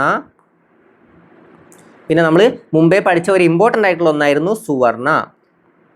ഓക്കെ, പവിത്ര, ഹ്രസ്വ, അന്നപൂർണ, സുവർണ. അത് 3 കിട്ടിയല്ലോ. 3 അല്ല 4 അല്ലേ. പവിത്ര, ഹ്രസ്വ, അന്നപൂർണ, സുവർണ, 4 എണ്ണം അല്ലേ. നെല്ലിന്റെ പ്രധാനപ്പെട്ട 4 സങ്കര ഇനങ്ങളാണ് പവിത്ര, ഹ്രസ്വ, അന്നപൂർണ, സുവർണ. പവിത്ര, ഹ്രസ്വ, അന്നപൂർണ, സുവർണ. പവിത്ര, ഹ്രസ്വ, അന്നപൂർണ, സുവർണ. ഒരു വട്ടം കൂടി. പവിത്ര, ഹ്രസ്വ, അന്നപൂർണ, സുവർണ. അത് നമ്മൾ ഒപ്പം പറയുന്നത് എന്തിനാ വെച്ചാൽ സുവർണ നെല്ലുമായി ബന്ധപ്പെട്ടതാണെന്ന് നിങ്ങൾക്കൊക്കെ അറിയും. അല്ലെങ്കിൽ അന്നപൂർണ, ഏതെങ്കിലും ഒന്ന് നിങ്ങൾക്ക് അറിയുമെങ്കിൽ ഇത് 4 ഒപ്പം പഠിച്ചു വെച്ചാൽ നിങ്ങൾക്ക് കൺഫ്യൂഷൻ വരില്ല. പവിത്ര, ഹ്രസ്വ, അന്നപൂർണ, സുവർണ. അന്നപൂർണ നെല്ലാണെന്ന് അറിഞ്ഞാൽ മാത്രം മതി. ബാക്കിയൊക്കെ അതിൻ്റെ ഒപ്പം നമ്മുടെ ബ്രെയിനിൽ വരും അല്ലേ. പവിത്ര, ഹ്രസ്വ, അന്നപൂർണ, സുവർണ. എൻ്റെ കൂടെ റിപ്പീറ്റ് ചെയ്യും ഒരു 4 വട്ടം. പവിത്ര, ഹ്രസ്വ, അന്നപൂർണ, സുവർണ. പവിത്ര, ഹ്രസ്വ, അന്നപൂർണ, സുവർണ. പവിത്ര, ഹ്രസ്വ, അന്നപൂർണ, സുവർണ. പവിത്ര, ഹ്രസ്വ, അന്നപൂർണ, സുവർണ. ഓക്കെ, ഈ 4 എണ്ണം പവിത്ര, ഹ്രസ്വ, അന്നപൂർണ, സുവർണ. പവിത്ര, ഹ്രസ്വ, അന്നപൂർണ, സുവർണ. ഇതെന്താണ്? അന്നപൂർണ അല്ലേ, അന്നം അല്ലേ, നെല്ലാണ് കേട്ടോ. അപ്പോൾ നെല്ലിന്റെ സങ്കര ഇനങ്ങളാണ് പവിത്ര, ഹ്രസ്വ, അന്നപൂർണ, സുവർണ. അത് മറക്കില്ലല്ലോ. പിന്നെ നമ്മൾ പയറിന്റെ പാട്ടിലൂടെ പഠിച്ചതാണ് അല്ലേ. പയറിന്റെ നമ്മൾ പാട്ടിലൂടെ പഠിച്ചു. ഏതൊക്കെയാണ്? പയറ് പാട്ട് ഓർമ്മ ഉണ്ടോ? ലോല, മാലിക. ഒരു ട്യൂണിൽ അങ്ങനെ പഠിച്ചാൽ മതി. ലോല, മാലിക, ഭാഗ്യലക്ഷ്മി, ജ്യോതിക. ലോല, മാലിക, ഭാഗ്യലക്ഷ്മി, ജ്യോതിക. ലോല, മാലിക, ഭാഗ്യലക്ഷ്മി, ജ്യോതിക. ലോല, മാലിക, ഭാഗ്യലക്ഷ്മി, ജ്യോതിക. ഓക്കെ, ലോല, മാലിക, ഭാഗ്യലക്ഷ്മി, ജ്യോതിക. ഏതൊക്കെയാണ്?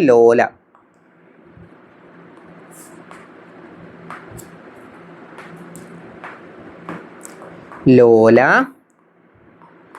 മാലിക, പിന്നെ ഭാഗ്യലക്ഷ്മി, പിന്നെ ഏതാണ്? ജ്യോതിക. ഓക്കെ, ഭാഗ്യലക്ഷ്മി, ജ്യോതിക. ലോല, മാലിക, ഭാഗ്യലക്ഷ്മി, ജ്യോതിക. അപ്പോൾ പയറും സെറ്റായല്ലോ. ലോല, മാലിക, ഭാഗ്യലക്ഷ്മി, ജ്യോതിക. ലോല, മാലിക, ഭാഗ്യലക്ഷ്മി, ജ്യോതിക. അത് പയറിൻ്റെ ആണ്. പിന്നെ നെല്ലിൻ്റെ നമ്മൾ പഠിച്ചു. പവിത്ര, ഹ്രസ്വ, അന്നപൂർണ, സുവർണ. പവിത്ര, ഹ്രസ്വ, അന്നപൂർണ, സുവർണ. ഇനി വെണ്ട.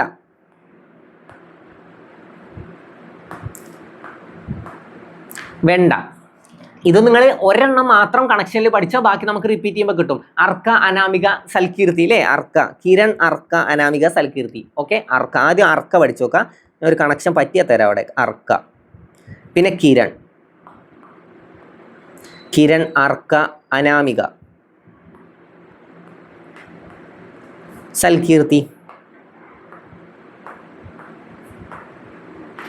കിരൺ, അർക്ക, അനാമിക, സൽകീർത്തി. നമ്മളൊന്ന് ആലോചിച്ച് നോക്ക്. നമ്മളിപ്പോൾ പോത്തിനെയൊക്കെ അറക്കാൻ പോകില്ലേ, പോത്തിനെയും ആടിനെയും കോഴിനെയൊക്കെ അറക്കാൻ പോകും. അപ്പോൾ അവരുടെയൊക്കെ മനസ്സിൽ എന്താണ്ടാവുക, വേണ്ട വേണ്ടാന്നല്ലേ. അപ്പോൾ വെണ്ട, അറക്ക, അത് വെച്ച് കണക്ട് ചെയ്യണേ.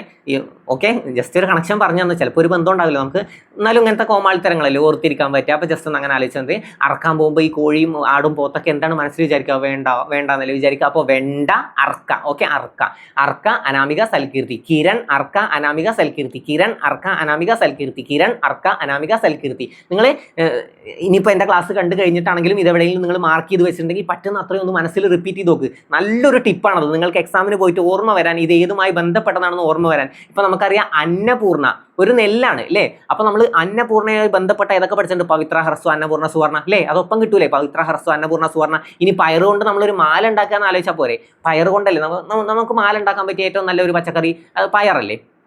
പയർ ഇങ്ങനെ ഇരിക്കും. അപ്പോൾ ഈ പയർ ഇങ്ങനെ വെച്ചിട്ട് ഒരു മാല ഉണ്ടാക്കുന്ന ആലോചിച്ചാൽ ലോല, മാലിക, മാലിക. ഓക്കെ, മാല, അത് വെച്ച് പയറിനെയും കണക്ട് ചെയ്തൂടെ. ഞാൻ പറ്റുന്ന അത്രയും കണക്ഷൻ തരാൻ നോക്കാട്ടോ. ലോല, മാലിക, ഭാഗ്യലക്ഷ്മി, ജ്യോതിക. ഓക്കെ, അപ്പോൾ ലോല, മാലിക, ഭാഗ്യലക്ഷ്മി, ജ്യോതിക ഏതുമായി ബന്ധപ്പെട്ടതാണ്, പയറാണ്. അപ്പോൾ പയർ കൊണ്ടൊരു മാല ഉണ്ടാക്കുന്ന ആലോചിച്ചാൽ മാലിക കിട്ടും. അപ്പോൾ ലോല, മാലിക, ഭാഗ്യലക്ഷ്മി, ജ്യോതിക ഏതുമായി ബന്ധപ്പെട്ടതാണ്, പയറുമായി ബന്ധപ്പെട്ടതാണ്. അന്നം അരിയാണ്, നെല്ലാണ്. അപ്പോൾ എന്താണ്, പവിത്ര, ഹ്രസ്വ, അന്നപൂർണ്ണ, സുവർണ്ണ. പവിത്ര, ഹ്രസ്വ, അന്നപൂർണ്ണ, സുവർണ്ണ ഏതുമായി ബന്ധപ്പെട്ടതാണ്, അത് എന്താണ്, നെല്ലുമായി ബന്ധപ്പെട്ടതാണ്. പയറുമായി ബന്ധപ്പെട്ട് നമുക്ക് കിട്ടി. ഇനി വെണ്ടയുമായി ബന്ധപ്പെട്ടതാണ്. വെണ്ട എന്താണ് വേണ്ട പറയുക, അറക്കാൻ പോകുമ്പോൾ കോഴിയൊക്കെ എന്ത് പറയും, വേണ്ട വേണ്ട എന്ന് പറയും അല്ലേ. കോഴിക്ക് അഥവാ സംസാരിക്കാൻ പറ്റുമെങ്കിൽ കോഴി പറയും വേണ്ട, എന്നെ വിടൂ അല്ലേ. അപ്പം അങ്ങനെ ആലോചിച്ച് എന്ത് കിട്ടും, അർക്ക, അനാമിക, സൽകീർത്തി അല്ലേ. കിരൺ, അർക്ക, അനാമിക, സൽകീർത്തി. കിരൺ, അർക്ക, എൻ്റെ ഒപ്പം ഒന്ന് റിപ്പീറ്റ് ചെയ്യും ഒരു 5 വട്ടം. കിരൺ, അർക്ക, അനാമിക, സൽകീർത്തി. കിരൺ, അർക്ക, അനാമിക, സൽകീർത്തി. ഞാൻ നിങ്ങൾക്ക് വേണ്ടിയിട്ടാണ് പറയുന്നത്. ഓക്കെ, അപ്പോൾ കിരൺ, അർക്ക, അനാമിക, സൽകീർത്തി. കിരൺ, അർക്ക, അനാമിക, സൽകീർത്തി. കിരൺ, അർക്ക, അനാമിക, സൽകീർത്തി. കിരൺ, അർക്ക, അനാമിക, സൽകീർത്തി. വേണ്ട വേണ്ട അല്ലേ, അറക്കാൻ പോകുമ്പോൾ വേണ്ട വേണ്ട എന്ന് പറയുന്നു ആലോചിക്കുക. അപ്പൊ കിരൺ, അർക്ക, അനാമിക, സൽകീർത്തി. ഇനി വഴുതന.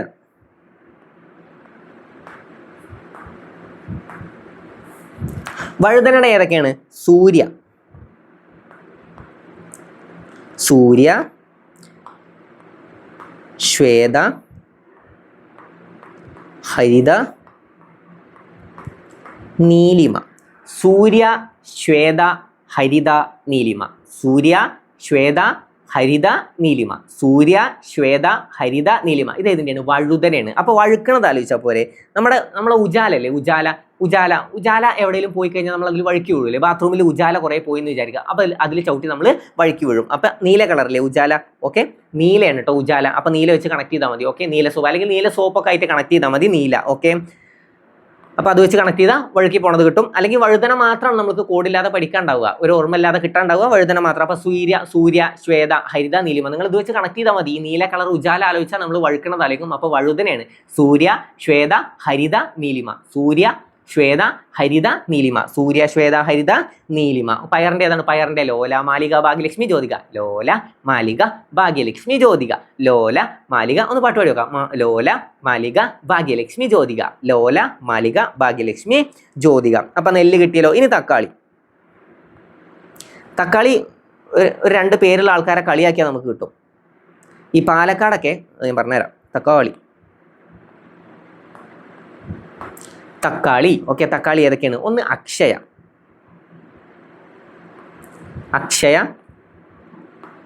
അനഘ, മുക്തി.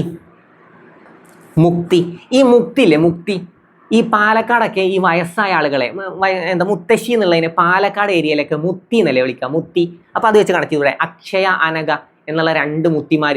ഈ മുക്തി പറയുമ്പോൾ മുത്തശ്ശിമാരുടെ ഒക്കെ കവള ഇങ്ങനെ നല്ല ചോന്ന തക്കാളി പോലെ ഇരിക്കും അല്ലേ. അപ്പോൾ അത് വെച്ച് എന്ത് തക്കാളി കണക്ട് ചെയ്യുക. ഓക്കെ, അപ്പോൾ എന്താണ്, അക്ഷയ, അനഘ എന്നുള്ള 2 മുത്തശ്ശിമാരെ പറ്റി ആലോചിച്ചാൽ മതി. അവരുടെയൊക്കെ കവളെന്താ തക്കാളി പോലെ ഇരിക്കുന്ന ആലോചിച്ചാൽ അതും കിട്ടും. അപ്പോൾ അക്ഷയ, അനഘ, മുക്തി. ഈ പാലക്കാട് ഏരിയയിലൊക്കെ അങ്ങനെയായിട്ടോ പറയുക, മുത്തശ്ശി എന്നുള്ളതിന് മുത്തി എന്ന് പറയുക അല്ലേ. കേട്ടിട്ടുണ്ടാവും, പാലക്കാടൻ ഭാഷ കേട്ടവർക്കറിയാം, മുത്തി എന്നൊക്കെ പറയാറുള്ളത്. അപ്പം എന്താണ്, മുത്തശ്ശി എന്നുള്ളതിനെ മുത്തി എന്ന് പറയും കേട്ടോ.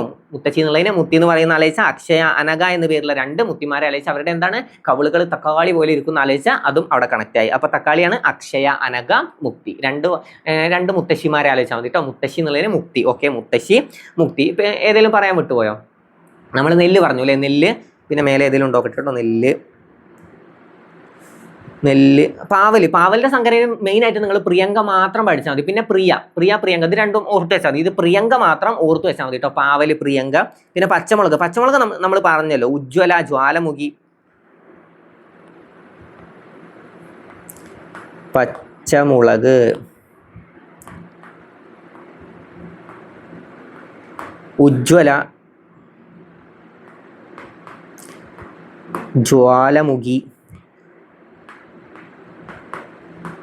ഉജ്ജ്വല, ജ്വാലമുഖി, അനുഗ്രഹ. ഓക്കെ, അപ്പൊ നമുക്കറിയാം പച്ചമുളക് കടിച്ചു കഴിഞ്ഞാൽ നമുക്ക് എന്ത് തോന്നും? ഉജ്ജ്വലം അല്ലേ, ഉജ്ജ്വല. പിന്നെ അതെന്താ? ജ്വാല. അതുമായി തന്നെ ഉണ്ട് ഉജ്ജ്വല, ജ്വാല വരും ഇല്ലേ, അങ്ങനെ തീ വരുന്ന പോലെ തോന്നും. അപ്പൊ ഉജ്ജ്വല, ജ്വാലമുഖി. പിന്നെ എന്താണ്? വല്ല ഐസും കട്ട എന്തെങ്കിലും അല്ലെങ്കിൽ തണുത്ത വെള്ളം എന്തെങ്കിലും കുറച്ചു നേരം വായിൽ ഇങ്ങനെ വെച്ചാൽ അനുഗ്രഹം. ഓക്കെ, അപ്പൊ ഉജ്ജ്വല, ജ്വാലമുഖ, അനുഗ്രഹം. അല്ല, ഉജ്ജ്വല, ജ്വാലമുഖി, അനുഗ്രഹ. അത്രയും ക്ലിയർ അല്ലേ? അപ്പൊ നെല്ല് ഏതൊക്കെയാണ്? പവിത്ര, ഹ്രസ്വം, അന്നപൂർണ അല്ലെ, അന്നം. അപ്പൊ അത് നെല്ലുമായി ബന്ധപ്പെടുന്ന പവിത്ര, ഹ്രസ്വം, അന്നപൂർണ, സുവർണ, എന്താ പയറല്ലേ, മാല പോലെ കിടക്കുക. അപ്പൊ ലോല, മാലിക, ഭാഗ്യലക്ഷ്മി, ജ്യോതിക, വെണ്ട, അർക്ക. എന്ന് പറയുമ്പോൾ അയ്യോ വേണ്ട എന്നെ വിടൂ അല്ലേ. അപ്പൊ അത് വെച്ച് ആലോചിച്ചാൽ കോഴിനെ പോത്തിനെയൊക്കെ അറക്കണത് ആലോചിച്ചാൽ എന്താണ്?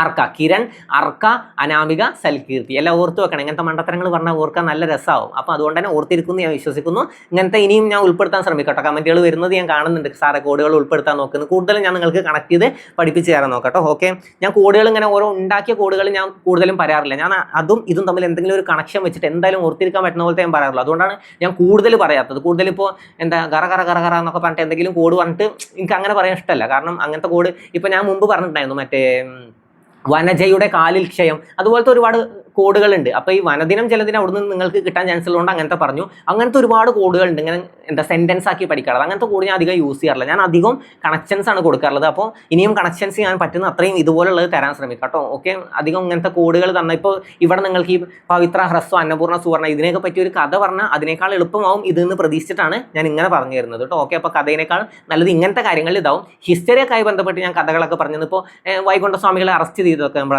പറഞ്ഞില്ല, അത് നമ്മൾ കഥ പോലെ പറഞ്ഞ് നമ്മൾ ഈ ആരുടെ ശിഷ്യനാണെന്നും ഗുരുവാണെന്നൊക്കെ പറഞ്ഞു പോയപ്പോൾ നിങ്ങൾക്ക് ഏകദേശം ഒരു ഐഡിയ കിട്ടിയിട്ടുണ്ടാവും. അങ്ങനത്തെയൊക്കെ നമ്മൾ കഥ പറയും. കഥ വേണ്ടടുത്ത് മാത്രമേ ഞാൻ കഥ ഉൾപ്പെടുത്തൂ. അല്ലാത്തടത്ത് ഇങ്ങനത്തെ ഒരു ചെറിയ കണക്ഷൻസ് ആണ് ഞാൻ തരാൻ ശ്രമിക്കുക. ഓക്കെ, ചെറിയ രീതിയിൽ പെട്ടെന്ന് ആലോചിച്ചെടുക്കാൻ പറ്റും. നമുക്ക് അവിടെ ടൈമും കൂടി മാനേജ് ചെയ്യണമല്ലോ. ഇങ്ങനത്തെ വലിയ സെൻറ്റൻസ് ചിലപ്പോൾ നിങ്ങൾക്ക് അവിടെ നിന്ന് ഓർത്തെടുക്കാൻ പറ്റില്ല. അതുകൊണ്ടാണ് ഇങ്ങനെ ഉൾപ്പെടുത്തി പോകുന്നത്. അപ്പം നെല്ലിൻ്റെ കിട്ടി, പയറിൻ്റെ കിട്ടി, വെണ്ടടിയും കിട്ടി, വഴുതന അല്ലേ. വഴുതന ഏതൊക്കെയാണ്? ശ്വേത, ഹരിത, നീലിമ അല്ലേ. അപ്പോൾ അതും കിട്ടുന്നുണ്ട്. ഓക്കെ, പിന്നെ തക്കാളി എന്താണ്? അക്ഷയ, അനക, 2 മുത്തശ്ശിമാർ, മുത്തി അല്ലേ. അക്ഷയ, അനക എന്ന് പേരുള്ള 2 മുത്തിമാർ. പിന്നെ ഉജ്ജ്വല, ജ്വാലമുഖി, അനുഗ്രഹ ഏതാണ്? പച്ചമുളകാണ് അല്ലേ. പിന്നെ തെങ്ങിന്റെ സംഘടന നിങ്ങൾ നോക്കിയാലോ. തെങ്ങ് ഏതൊക്കെയാണ്? ചന്ദ്രലക്ഷ,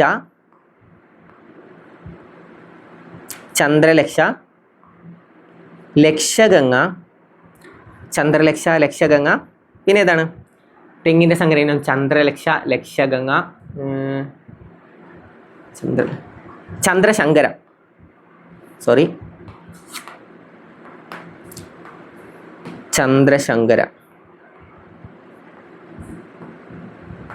ചന്ദ്രശങ്കര. ഓക്കെ, ചന്ദ്രശങ്കര, ചന്ദ്രലക്ഷ, ലക്ഷഗംഗ. അപ്പൊ ഈ ചന്ദ്രനെ രണ്ടും കിട്ടും. നമുക്ക് ഇങ്ങനെ ആലോചിച്ചാൽ മതി കേട്ടോ. തെങ്ങിന്റെ ഇടയിലൂടെ അല്ല നമ്മൾ രാത്രി ഇങ്ങനെ ചന്ദ്രനൊക്കെ കാണാം. ചന്ദ്രന്റെ നിങ്ങൾ മൂൺ ഫോട്ടോസിനൊക്കെ അടിച്ചാൽ നമുക്ക് അധികം ഇങ്ങനെ തെങ്ങിന്റെ ഇടയിലൂടെ ഉള്ളതെ കാണാൻ പറ്റും. നല്ല വ്യൂ അല്ലേ അത്. അപ്പൊ തെങ്ങിന്റെ ഇടയിലൂടെ നമ്മൾ ചന്ദ്രനെ കാണുന്ന ആലോചിച്ചാൽ മതി. അതിന്റെ കൂട്ടത്തിൽ ഒരു ലക്ഷക്കണക്കിന് എന്തുണ്ടാവും? സ്റ്റാറുകൾ ഉണ്ടാവും എന്ന് ആലോചിച്ചാൽ പോരെ. ഓക്കെ, അപ്പോൾ അല്ലെങ്കിൽ അവിടെ തന്നെ കിട്ടും. ചന്ദ്രലക്ഷ എന്നുള്ളതിന്റെ ഒപ്പം തന്നെ ലക്ഷഗംഗ ഉണ്ട്. ആ ലക്ഷ വെച്ച് കണക്ട് ചെയ്താൽ മതി. അപ്പൊ ഇങ്ങനെ ആലോചിച്ച് നോക്കുക കേട്ടോ. അപ്പൊ ലക്ഷക്കണക്കിന് നക്ഷത്രങ്ങളും നമുക്ക് തെങ്ങിന്റെ ഇടയിലൂടെ ഇങ്ങനെ നോക്കിയാൽ കാണാൻ പറ്റും. അപ്പൊ ചന്ദ്രനെയും കാണാം, ലക്ഷക്കണക്കിന് നക്ഷത്രങ്ങൾ. അപ്പൊ ചന്ദ്രലക്ഷ, ചന്ദ്രശങ്കര, ലക്ഷഗംഗ ഏതിന്റെയാണ്? തെങ്ങിന്റെ സങ്കര ഇനങ്ങളാണ്. തെങ്ങിന്റെ ശാസ്ത്രീയ നാമം പഠിക്കണേ. Cocos nucifera. കോക്കനട്ട് ട്രീ അല്ലേ, അപ്പൊ Cocos nucifera. Okay,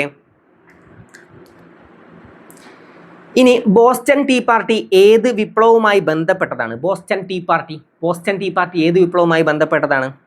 tennis court പ്രതിജ്ഞ നമ്മൾ പഠിച്ചിട്ടുണ്ടായിരുന്നു അല്ലേ. ഏതാണ്? റഷ്യൻ വിപ്ലവവുമായി ഫ്രഞ്ച് വിപ്ലവവുമായി ബന്ധപ്പെട്ടതാണ്. അപ്പോൾ അമേരിക്കൻ സ്വാതന്ത്ര്യ സമരവുമായി ബന്ധപ്പെട്ടതാണ് ബോസ്റ്റൺ ടീ പാർട്ടി അമേരിക്കൻ സ്വാതന്ത്ര്യ സമരവുമായി ബന്ധപ്പെട്ടതാണ്. ഞാൻ പറഞ്ഞു ഓരോ ക്ലാസ്സിലായിട്ട് ഇങ്ങനെ ഓരോ ഓരോ മഹത്തായ വിപ്ലവങ്ങൾ അല്ലെങ്കിൽ ഓരോ പ്രധാനപ്പെട്ട വിപ്ലവങ്ങൾ ഞാൻ ഉൾപ്പെടുത്തി തരാൻ ശ്രമിക്കാം. ഒപ്പാക്കി ആയിക്കഴിഞ്ഞാൽ നിങ്ങൾക്ക് കൺഫ്യൂഷൻ വരുന്നു വിചാരിച്ചിട്ടാട്ടോ ഓരോ ക്ലാസ്സിൽ നമ്മൾ റിപ്പീറ്റ് ചെയ്ത് പോണത്. അപ്പോൾ ഓക്കെ, ഇനി നമുക്ക് അമേരിക്കൻ സ്വാതന്ത്ര്യ സമരവുമായി ബന്ധപ്പെട്ടതാണ് ബോസ്റ്റൺ ടീ പാർട്ടി. ഇനി വേണമെങ്കിൽ വർഷം ഒന്ന് അറിഞ്ഞു വെച്ചോ. 1773 December 16. 1773 December 16 Boston tea party നടന്നത്. അപ്പോൾ അത് ജസ്റ്റ് ഒന്ന് അറിഞ്ഞു വെക്കാം. നമുക്ക് അമേരിക്കൻ സ്വാതന്ത്ര്യ സമരവുമായി ബന്ധപ്പെട്ട് മെയിൻ ആയിട്ടുള്ളതൊക്കെ പഠിച്ചു വെക്കാം. പ്രധാനമായിട്ടും അറിയേണ്ട ഒരു കാര്യം, പ്രാതിനിധ്യമില്ലാതെ നികുതിയില്ല. പ്രാതിനിധ്യമില്ലാതെ നികുതിയില്ല അമേരിക്കൻ സ്വാതന്ത്ര്യ സമരവുമായി ബന്ധപ്പെട്ടുണ്ടായ മുദ്രാവാക്യമാണ്. ഓക്കെ, അമേരിക്കൻ സ്വാതന്ത്ര്യ സമരവുമായി ബന്ധപ്പെട്ടുണ്ടായ മുദ്രാവാക്യമാണ് പ്രാതിനിധ്യമില്ലാതെ നികുതിയില്ല. പ്രാതിനിധ്യമില്ലാതെ നികുതിയില്ല. ഈ മുദ്രാവാക്യം ഉയർത്തിയത് ആരാന്ന് ചോദിക്കൂലേ? ജെയിംസ് ഓട്ടിസ് ആണ്.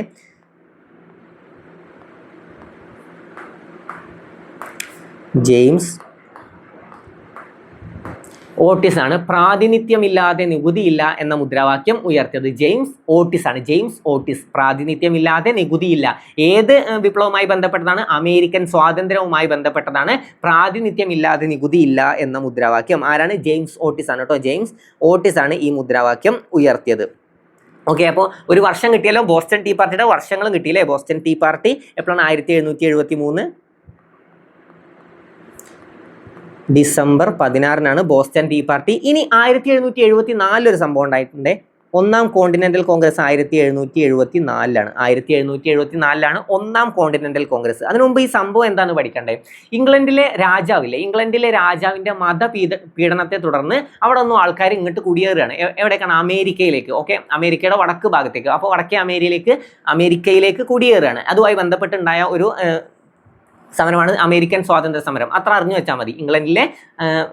ഇംഗ്ലണ്ടിൽ നിന്നും എന്താണ്? രാജാവിന്റെ മതപീഡനത്തെ തുടർന്ന് എന്താണ്? ആളുകൾ ഇങ്ങോട്ട് കുടിയേറി വരികയാണ് കേട്ടോ. അപ്പോൾ വടക്കേ അമേരിക്കയിലേക്ക് കുടിയേറി വരികയാണ്. ഓക്കെ, അപ്പോൾ അത്ര ഒന്ന് അറിഞ്ഞു വെച്ചാൽ മതി. അവർ ഏത് കപ്പലിലാണ് വരുന്നത് എന്ന് ചോദിച്ചിട്ടുണ്ട് കേട്ടോ. മേഫ്ലവർ എന്ന കപ്പലിലാണ്.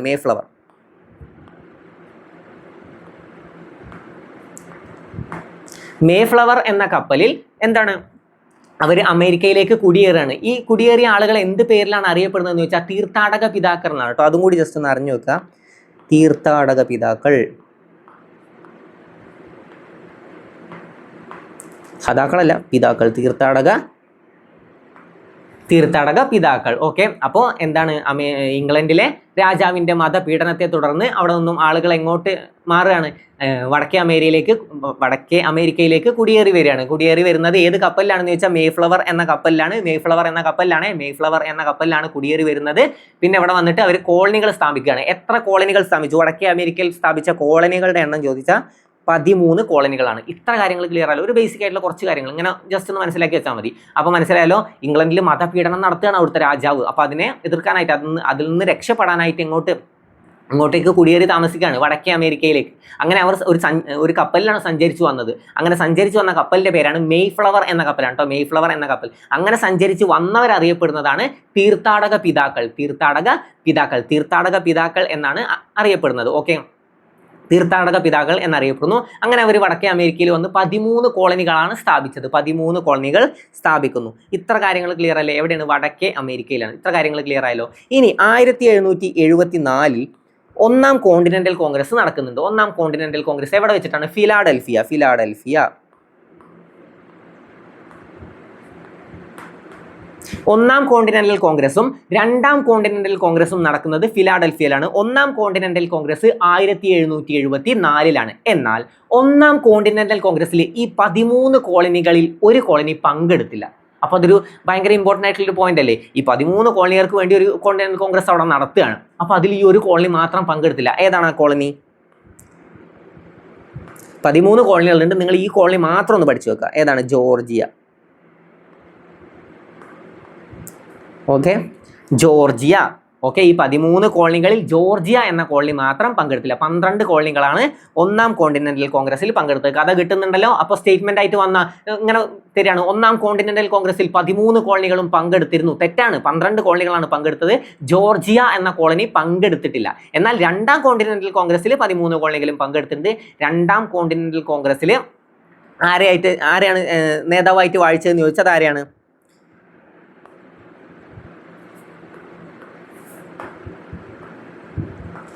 ജോർജ്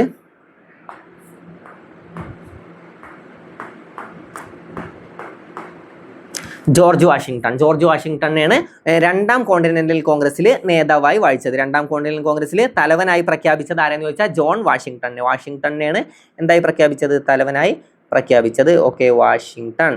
അത് പഠിച്ചു വെക്കണേ.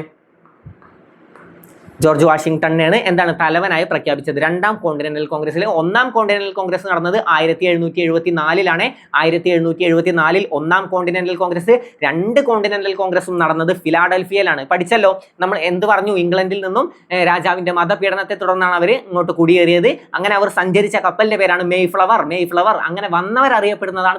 അവിടെ നിങ്ങളുടെ തീർത്ഥാടനം ചെയ്തു വരികയാണ് തീർത്ഥാടക പിതാക്കൾ. അങ്ങനെ ആലോചിച്ചാൽ മതി, തീർത്ഥാടക പിതാക്കൾ എന്നറിയപ്പെടുന്നു അല്ലെ, തീർത്ഥാടക പിതാക്കൾ എന്നാണ് അവർ അറിയപ്പെട്ടിരുന്നത്. അങ്ങനെ അവർ ഇവിടെ വന്നിട്ട് 13 കോളനികൾ അവിടെ സ്ഥാപിച്ചു. അങ്ങനെ ആ 13 കോളനികളിൽ ഒരു കോളനി ആദ്യത്തെ കോണ്ടിനെന്റൽ കോൺഗ്രസിൽ പങ്കെടുത്തില്ല. ഏതാണ് അത്? ജോർജിയ എന്ന കോളനി ആയിരുന്നു. രണ്ടാം കോണ്ടിനെന്റൽ കോൺഗ്രസിൽ ഇവരുടെ തലവനായിട്ട് ആരെയാണ് വാഴിച്ചത്? ജോർജ് വാഷിംഗ്ടണിനെയാണ്. അപ്പൊ അത്ര കാര്യങ്ങളൊന്ന് പഠിച്ചു വെക്കുക. ഓക്കെ, മേയ്ഫ്ലവർ എന്ന കപ്പൽ പഠിച്ചു വെക്കണേ, മേയ്ഫ്ലവർ എന്ന കപ്പൽ. ഇനി മനുഷ്യന് ചില അധികാരങ്ങളുണ്ട്. അല്ല, മനുഷ്യന് ചില ഒന്ന് കേട്ടു വെച്ചോട്ടെ, അത് മൊത്തം എഴുതാൻ നിന്നാൽ ടൈം പോകും. മനുഷ്യന് ചില മൗലിക അവകാശങ്ങളുണ്ട്. എന്താണ് മനുഷ്യൻ ആ തുടക്കം മാത്രം ഒന്ന് ആലോചിച്ച് വെച്ചോ, ഞാൻ എന്നിട്ട് ആളാരാന്നും പറഞ്ഞുതരാം. മനുഷ്യന് ചില മൗലിക അവകാശങ്ങളുണ്ട്, അത് ഹനിക്കാൻ ഒരു ഗവൺമെന്റിനും അധികാരമില്ല. മനുഷ്യന് ചില മൗലിക അവകാശങ്ങളുണ്ട്, അത് ഹനിക്കാൻ ഒരു ഗവൺമെന്റിനും അധികാരമില്ല. മനുഷ്യന് ഇപ്പോൾ ഒരു മൗലിക അവകാശം സാമാന്യ ബോധത്തിലേക്ക് നമ്മൾ മനുഷ്യന്മാർക്ക് കുറച്ച് മൗലിക അവകാശങ്ങളുണ്ട്. സഞ്ചാര സ്വാതന്ത്ര്യം ഉണ്ട് അല്ലേ? ഓക്കെ, അതൊരു അവകാശമാണ്, നമുക്കുള്ളൊരു അവകാശമാണ്. മൗലിക അവകാശമുണ്ട്, ചില മൗലിക അവകാശങ്ങളുണ്ട്, അത് ഹനിക്കാൻ ഒരു ഗവൺമെന്റിനും എന്താണ് സ്വാതന്ത്ര്യമല്ല അല്ലെങ്കിൽ അധികാരമില്ല. ഇനിയിപ്പോൾ ഈ ഗവൺമെന്റ് നമ്മളെ ഈ മൗലികാവകാശങ്ങളൊക്കെ ഹനിക്കുകയാണെങ്കിൽ നമ്മൾ എന്ത് ചെയ്യും? നമ്മൾ ഒരു സ്ഥലത്ത് പൂട്ടിയിടും, ഒരു സ്ഥലത്ത് ലോക്ക് ചെയ്തിടും, ഒന്നിനും സമ്മതിക്കാതെ ഒരു സ്ഥലത്ത് ലോക്ക് ചെയ്തിടും. അപ്പോൾ ഇത് പറഞ്ഞതാരാണ്? മനുഷ്യന് ചില മൗലിക അവകാശങ്ങളുണ്ട്, അത് ഹനിക്കാൻ ഒരു ഗവൺമെന്റിനും അധികാരമില്ല എന്ന് പറഞ്ഞതാരാണ്? ജോൺ ലോക്കാണ്. അപ്പൊ അത് വെച്ചൊന്ന് കണക്ട് ചെയ്തൂടെ? ചില മൗലികാവകാശങ്ങളുണ്ട്, അത് ഹനിച്ചാൽ എന്താവും? ലോക്കാവും. അപ്പൊ എന്താണ്? ജോൺ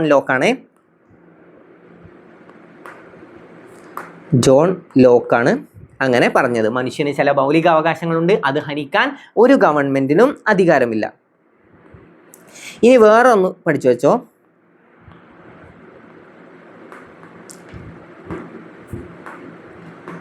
ഏതെങ്കിലും വിദേശ ശക്തിക്ക്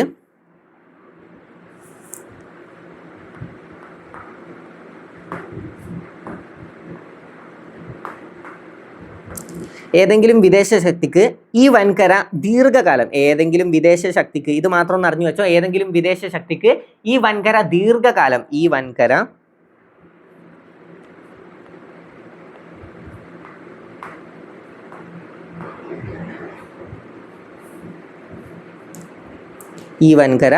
ഓക്കെ, ഏതെങ്കിലും വിദേശ ശക്തിക്ക് ഈ വൻകര, അതുവരെ കിട്ടിയോ? ഇവിടെ തുടക്കം മാത്രം എഴുതി വെക്കുക. ഏതെങ്കിലും വിദേശ ശക്തിക്ക് ഈ വൻകര ദീർഘകാലം അല്ലേ, ദീർഘകാലം കീഴടക്കണമെന്ന്. ഓക്കെ, ഏതെങ്കിലും വിദേശ ശക്തിക്ക് ഈ വൻകര ദീർഘകാലം കീഴടക്കണം എന്നത് യുക്തിക്ക് നിരക്കുന്നതല്ല എന്ന് പറഞ്ഞതാരാ?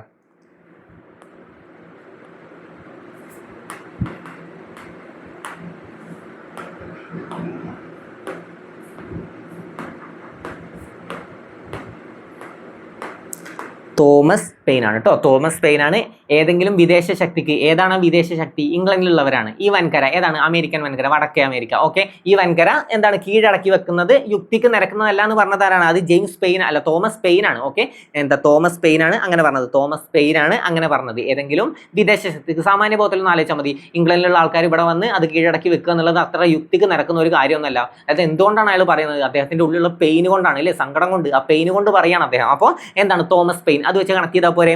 അപ്പോൾ അതാരുടെയാണ്? തോമസ് പെയിൻ്റെ വാക്കുകളാണ്. അപ്പോൾ ജോൺ ലോക്ക് കിട്ടി, തോമസ് പെയിൻ കിട്ടി. ഇനി വേറൊന്ന്,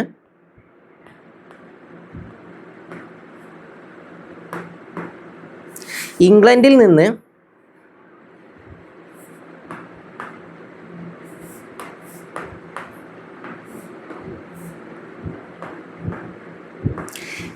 നിന്ന് വേർപിരിഞ്ഞ് പോകലാണ്. ഓക്കെ, ഇംഗ്ലണ്ടിൽ നിന്ന് വേർപിരിഞ്ഞ് പോകലാണ് അമേരിക്കക്കാരെ സംബന്ധിച്ച്. ഇംഗ്ലണ്ടിൽ നിന്ന് വേർപിരിഞ്ഞ് പോകലാണ് ആരെ സംബന്ധിച്ച്? അമേരിക്കക്കാരെ സംബന്ധിച്ച് വിവേകപൂർണമായ പ്രവൃത്തി. ഓക്കെ, വിവേകപൂർണമായ പ്രവൃത്തി. ഇംഗ്ലണ്ടിൽ നിന്ന് വേർപിരിഞ്ഞ് പോകലാണ് അമേരിക്കക്കാരെ സംബന്ധിച്ച് വിവേകപൂർവമായ പ്രവൃത്തി എന്ന് പറഞ്ഞത് ആരാന്ന് ചോദിച്ചാലും ആരാണ്? തോമസ് പെയിൻ ആണ്. തോമസ് പെയിൻ ആണ്. അദ്ദേഹത്തിന്റെ കൃതിയാണ് ഏറ്റവും ഇമ്പോർട്ടൻ്റ് ആയിട്ടുള്ളത്. അദ്ദേഹത്തിന്റെ കൃതി, തോമസ് പെയിന്റെ കൃതി ഏതാണ്? തോമസ് പെയിന്റെ കൃതി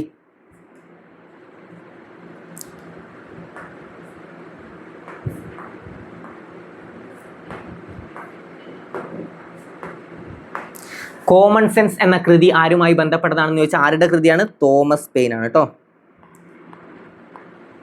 തോമസ് പെയിൻ.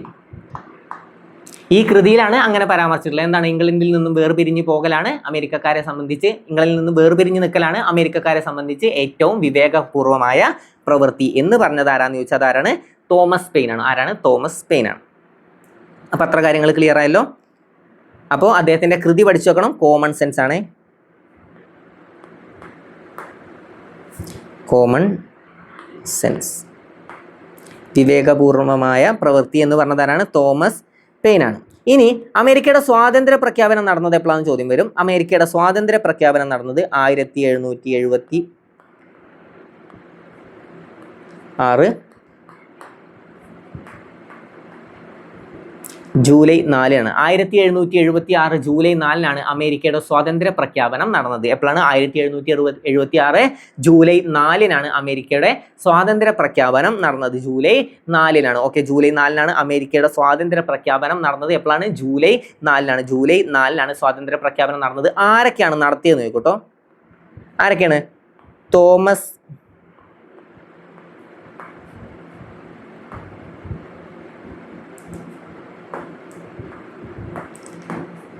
തോമസ് ജെഫേഴ്സൺ, പിന്നെ ആരാണ്? Benjamin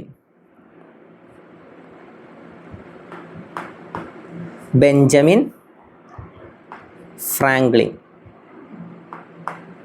Thomas Jefferson, Benjamin Franklin. അപ്പോൾ അമേരിക്കയുടെ സ്വാതന്ത്ര്യ പ്രഖ്യാപനം നടത്തിയത് ആരാന്ന് ചോദിച്ചാൽ തോമസ് ജെഫേഴ്സൺ, പിന്നെ ആരാണ്? ബെഞ്ചമിൻ ഫ്രാങ്ക്ലിൻ ആണ്. Okay, Thomas Jefferson, Benjamin Franklin.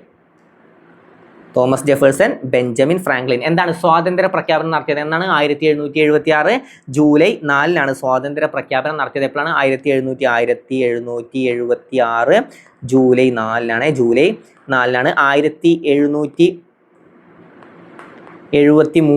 December 16 എന്ത്? ബോസ്റ്റൺ ടീ പാർട്ടി അല്ലേ? Boston tea party. പിന്നെ നമ്മൾ എന്ത് പഠിക്കണം? 1774 ഒന്നാം കോണ്ടിനെന്റൽ കോൺഗ്രസ്. 1775 രണ്ടാം കോണ്ടിനെന്റൽ കോൺഗ്രസ്.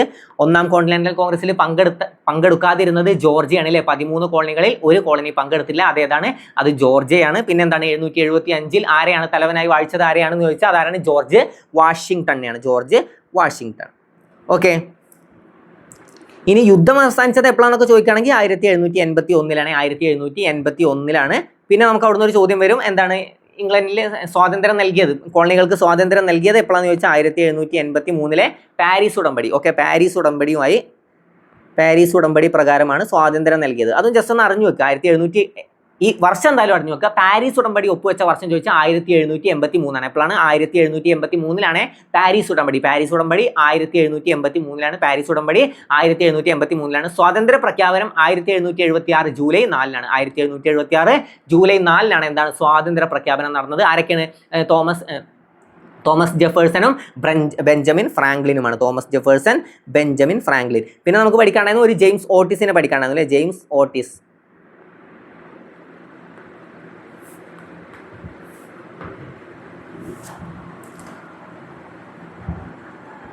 ജെയിംസ് ഓട്ടിസ് എന്താണ് പറഞ്ഞത്? തുടക്കത്തിലേ നമ്മൾ പഠിച്ചു. ജെയിംസ് ഓട്ടിസ് എന്താണ്? അമേരിക്കൻ സ്വാതന്ത്ര്യ സമരവുമായി ബന്ധപ്പെട്ട മുദ്രാവാക്യം പ്രാതിനിധ്യമില്ലാതെ നികുതിയില്ല. പ്രാതിനിധ്യമില്ലാതെ നികുതിയില്ല എന്നത് അമേരിക്കൻ സ്വാതന്ത്ര്യ സമരവുമായി ബന്ധപ്പെട്ട മുദ്രാവാക്യമാണ്. ഈ മുദ്രാവാക്യം ഉയർത്തിയത് ആരെന്ന് ചോദിച്ചാൽ അത് ജെയിംസ് ഓട്ടിസ് ആണ്. പിന്നെ അവിടുന്ന് ഒരു ചോദ്യം വരാൻ സാധ്യതയുണ്ട്. എന്താണ്? അമേരിക്കയുടെ ഭരണഘടന തയ്യാറാക്കിയത് ആരാന്ന് ചോദിക്കും. അതാരാണ്? ജെയിംസ് മാഡിസൺ ആണ്. മാഡിസൺ. ഓക്കെ, ജെയിംസ് മാഡിസൺ ആണ് അമേരിക്കയുടെ എന്താണ് ഭരണഘടന തയ്യാറാക്കിയത്. ആരാണ്? James Madison. ജെയിംസ് മാഡിസൺ ആണ് അമേരിക്കയുടെ ഭരണഘടന തയ്യാറാക്കിയത്. ഓക്കെ, അമേരിക്കയുടെ ഭരണഘടന തയ്യാറാക്കിയത് ജെയിംസ് മാഡിസൺ ആണ്. പിന്നെ പുതിയ ഭരണഘടന പ്രകാരം അമേരിക്കൻ ഐക്യനാടുകളുടെ പിതാവായി പ്രഖ്യാപിച്ചത് അല്ലെങ്കിൽ പ്രസിഡന്റായി പ്രഖ്യാപിച്ചത് ആരെയാണെന്ന് ചോദിച്ചത് ആരെയാണ്?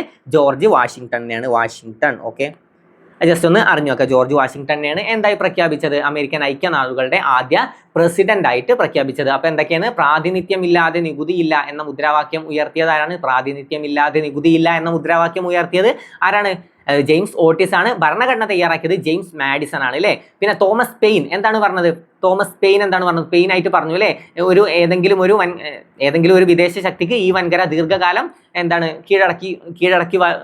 കീഴടക്കുന്നത് യുക്തിക്ക് നിരക്കുന്നതല്ല എന്ന് പറഞ്ഞത് ആരാന്ന് ചോദിച്ചത് ആരാണ്? തോമസ് പെയിൻ ആണ്.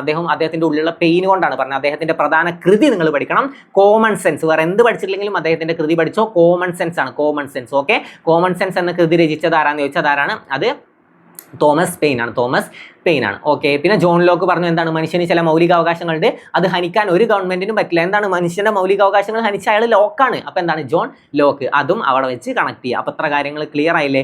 1773 ഡിസംബർ 16 ബോസ്റ്റൺ ടീ പാർട്ടി ഒരുപാട് തവണ റിപ്പീറ്റ് ചെയ്ത ചോദ്യമാണ്. 1773 ഡിസംബർ 16. പിന്നെ ഒന്നാം കോണ്ടിനെന്റൽ കോൺഗ്രസ് 1774, രണ്ടാം കോണ്ടിനെന്റൽ കോൺഗ്രസ് 1775.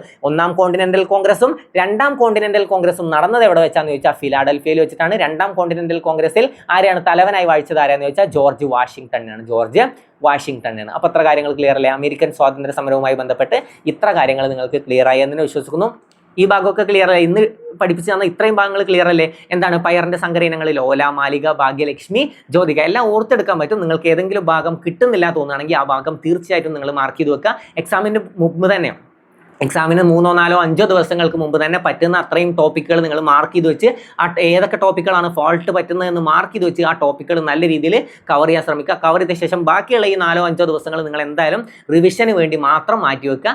കാരണം പഠിച്ച ഭാഗങ്ങൾ തീർച്ചയായിട്ടും പെർഫെക്റ്റ് ആക്കി വെക്കുക. നല്ല രീതിയിൽ തന്നെ പഠിച്ച് മാർക്ക് ഉറപ്പിച്ചിട്ടേ ഇവിടുന്ന് പോകാം. കാരണം നിങ്ങൾക്ക് ഒരു ഉറപ്പുണ്ടാവണം. നിങ്ങളുടെ ഉള്ളിൽ നിങ്ങൾക്ക് ഒരു ഉറപ്പുണ്ടെങ്കിൽ തീർച്ചയായിട്ടും നിങ്ങളുടെ പേടിയും ടെൻഷനും ഒക്കെ മാറിക്കിട്ടും. കാരണം പഠിച്ച ഭാഗങ്ങൾ എനിക്ക് പെർഫെക്റ്റ് ആണ്, പിന്നെ ഞാൻ എന്തിന് ടെൻഷൻ അടിക്കണം? ഞാൻ ഇനി വേറൊരു കാര്യം പറയട്ടെ. ഈ പഠിക്കാത്ത ആളുകൾക്ക് ടെൻഷൻ ഉണ്ടാവില്ല. നിങ്ങൾ നന്നായി പഠിച്ചത് കൊണ്ടാണ് നിങ്ങൾക്ക് ടെൻഷൻ ഉള്ളത് അല്ലേ? നിങ്ങൾ നന്നായി പഠിക്കുന്നുണ്ട്, ഈ പഠിച്ച ഭാഗങ്ങളിൽ നിന്നും എനിക്ക് നന്നായി മാർക്ക് സ്കോർ ചെയ്യാൻ പറ്റില്ലേ എന്ന ഒരു ടെൻഷനാണ് നിങ്ങൾക്കുള്ളത്. അപ്പോൾ നിങ്ങളൊന്ന് ആലോചിക്കുക, എന്നെക്കാൾ പഠിക്കാത്ത ഒരാൾ, ഒട്ടും പഠിക്കാത്ത ഒരാൾ ഒരു ടെൻഷനും ഇല്ലാതെ സുഖമായി പോയി എക്സാം എഴുതുന്നു. ഇത്രയും പഠിച്ച ഞാൻ പിന്നെ എന്തിന് ടെൻഷൻ എടുക്കണം? അപ്പോൾ അവരെക്കാൾ ഉപരി എത്രയോ മാർക്ക് എനിക്ക് നല്ല രീതിയിൽ സ്കോർ ചെയ്യാൻ പറ്റും. അപ്പോൾ ഞാൻ നന്നായി പഠിച്ചിട്ടുണ്ട്, ബാക്കി ദൈവത്തിൻ്റെ കയ്യിലാണ്. ബാക്കി ദൈവത്തിന് വിട്ടു കൊടുക്കുക, നന്നായി പ്രാർത്ഥിക്കുക, നന്നായി പോയി എക്സാം എഴുതുക, നല്ല പോസിറ്റീവ് എനർജിയിൽ പോയി എക്സാം എഴുതുക. നമ്മൾ എക്സാമിൻ്റെ മുമ്പ് ക്ലാസ്സുകളിൽ ഇനിയും അതുമായി ബന്ധപ്പെട്ട് എക്സാമിന് പോകുമ്പോൾ നിങ്ങൾ എങ്ങനെ പോകണമെന്നും കാര്യങ്ങളൊക്കെ പറഞ്ഞു തരും.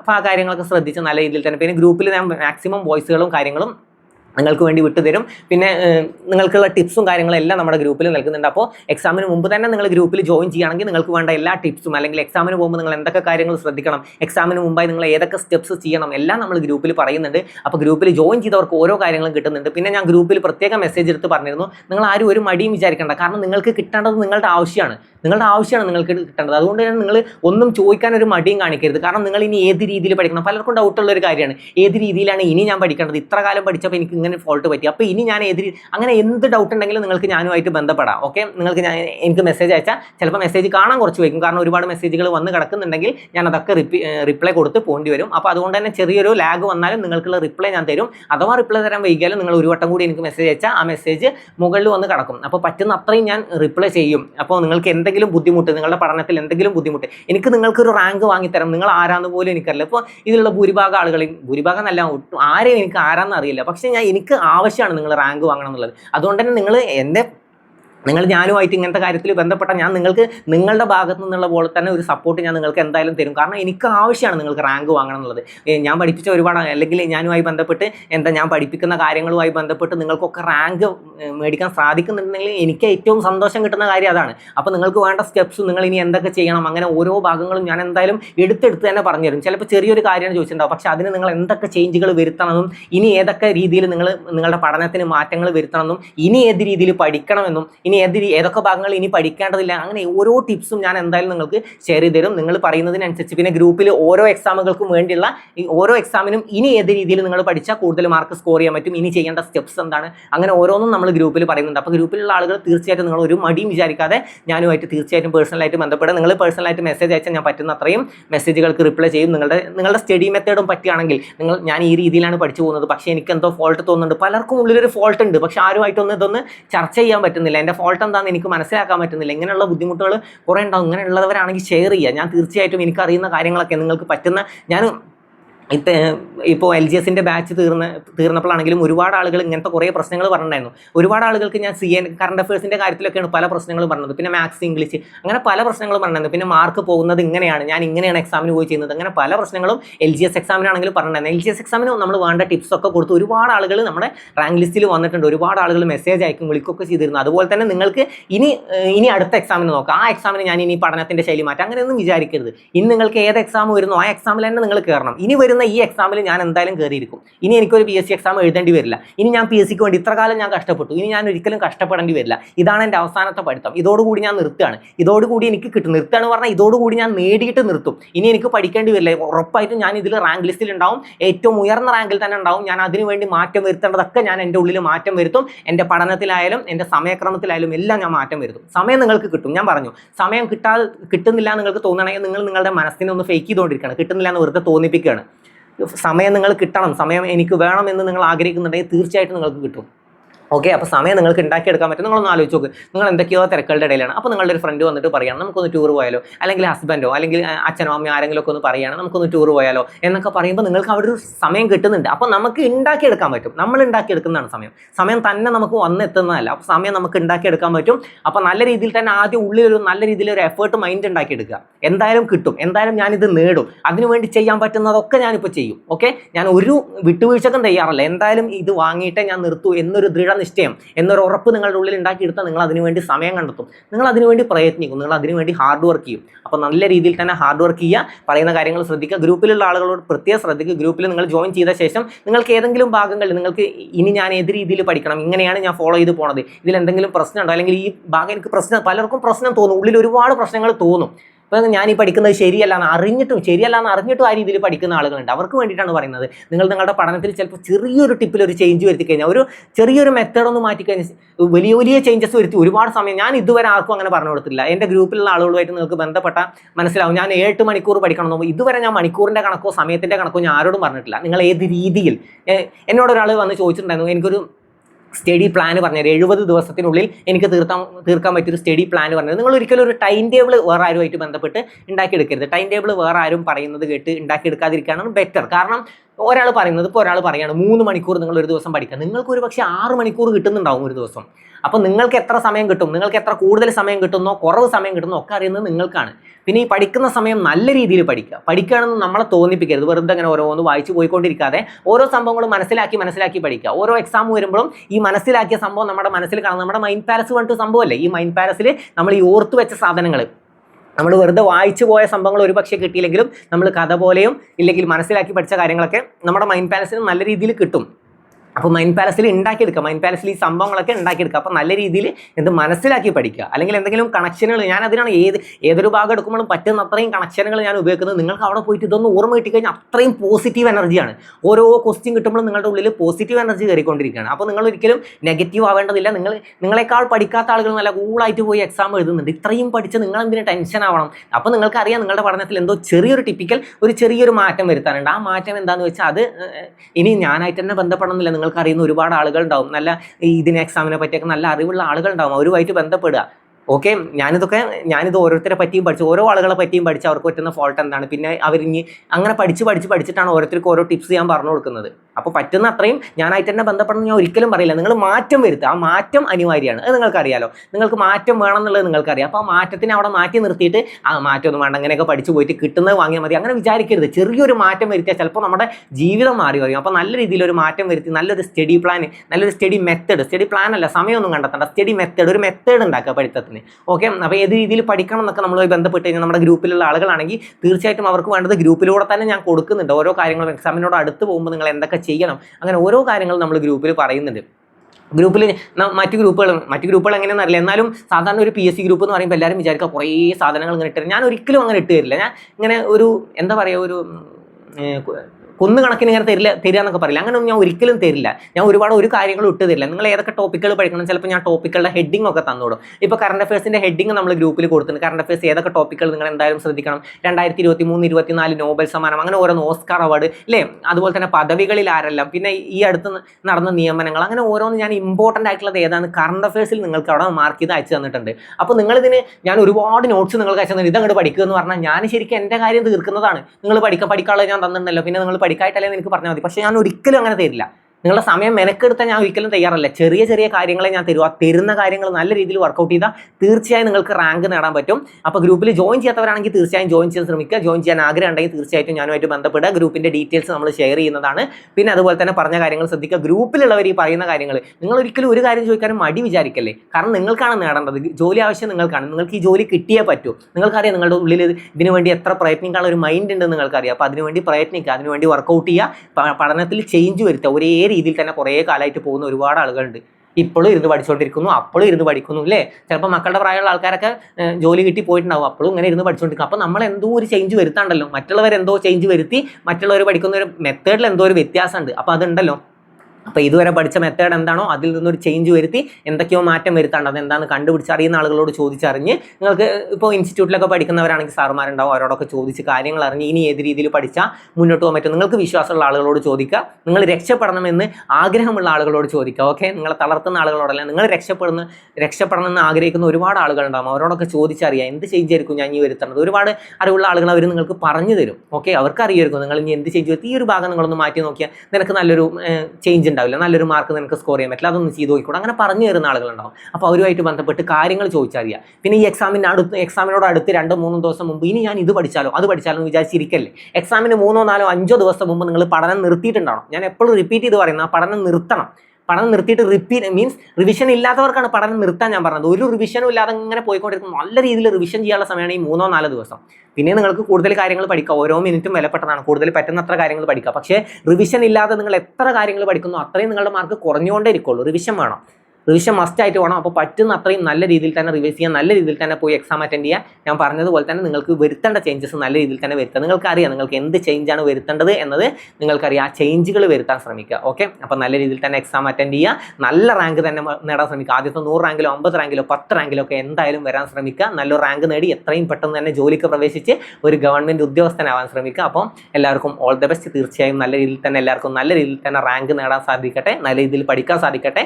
നെഗറ്റീവ് മൈൻഡ് വെക്കണ്ട കേട്ടോ. നല്ല രീതിയിൽ പോസിറ്റീവായി തന്നെ പഠിക്കുക. എനിക്ക് കിട്ടും എന്നൊരു വിശ്വാസം ഉണ്ടാവുക. ഞാൻ പറഞ്ഞിട്ടുണ്ട്, നമ്മുടെ വിശ്വാസം, നമുക്ക് നമ്മളോടുള്ള വിശ്വാസമാണ് ഏറ്റവും നല്ല വിശ്വാസം. അല്ലാതെ ആരും നമ്മളെ വിശ്വസിപ്പിക്കുന്നതല്ല.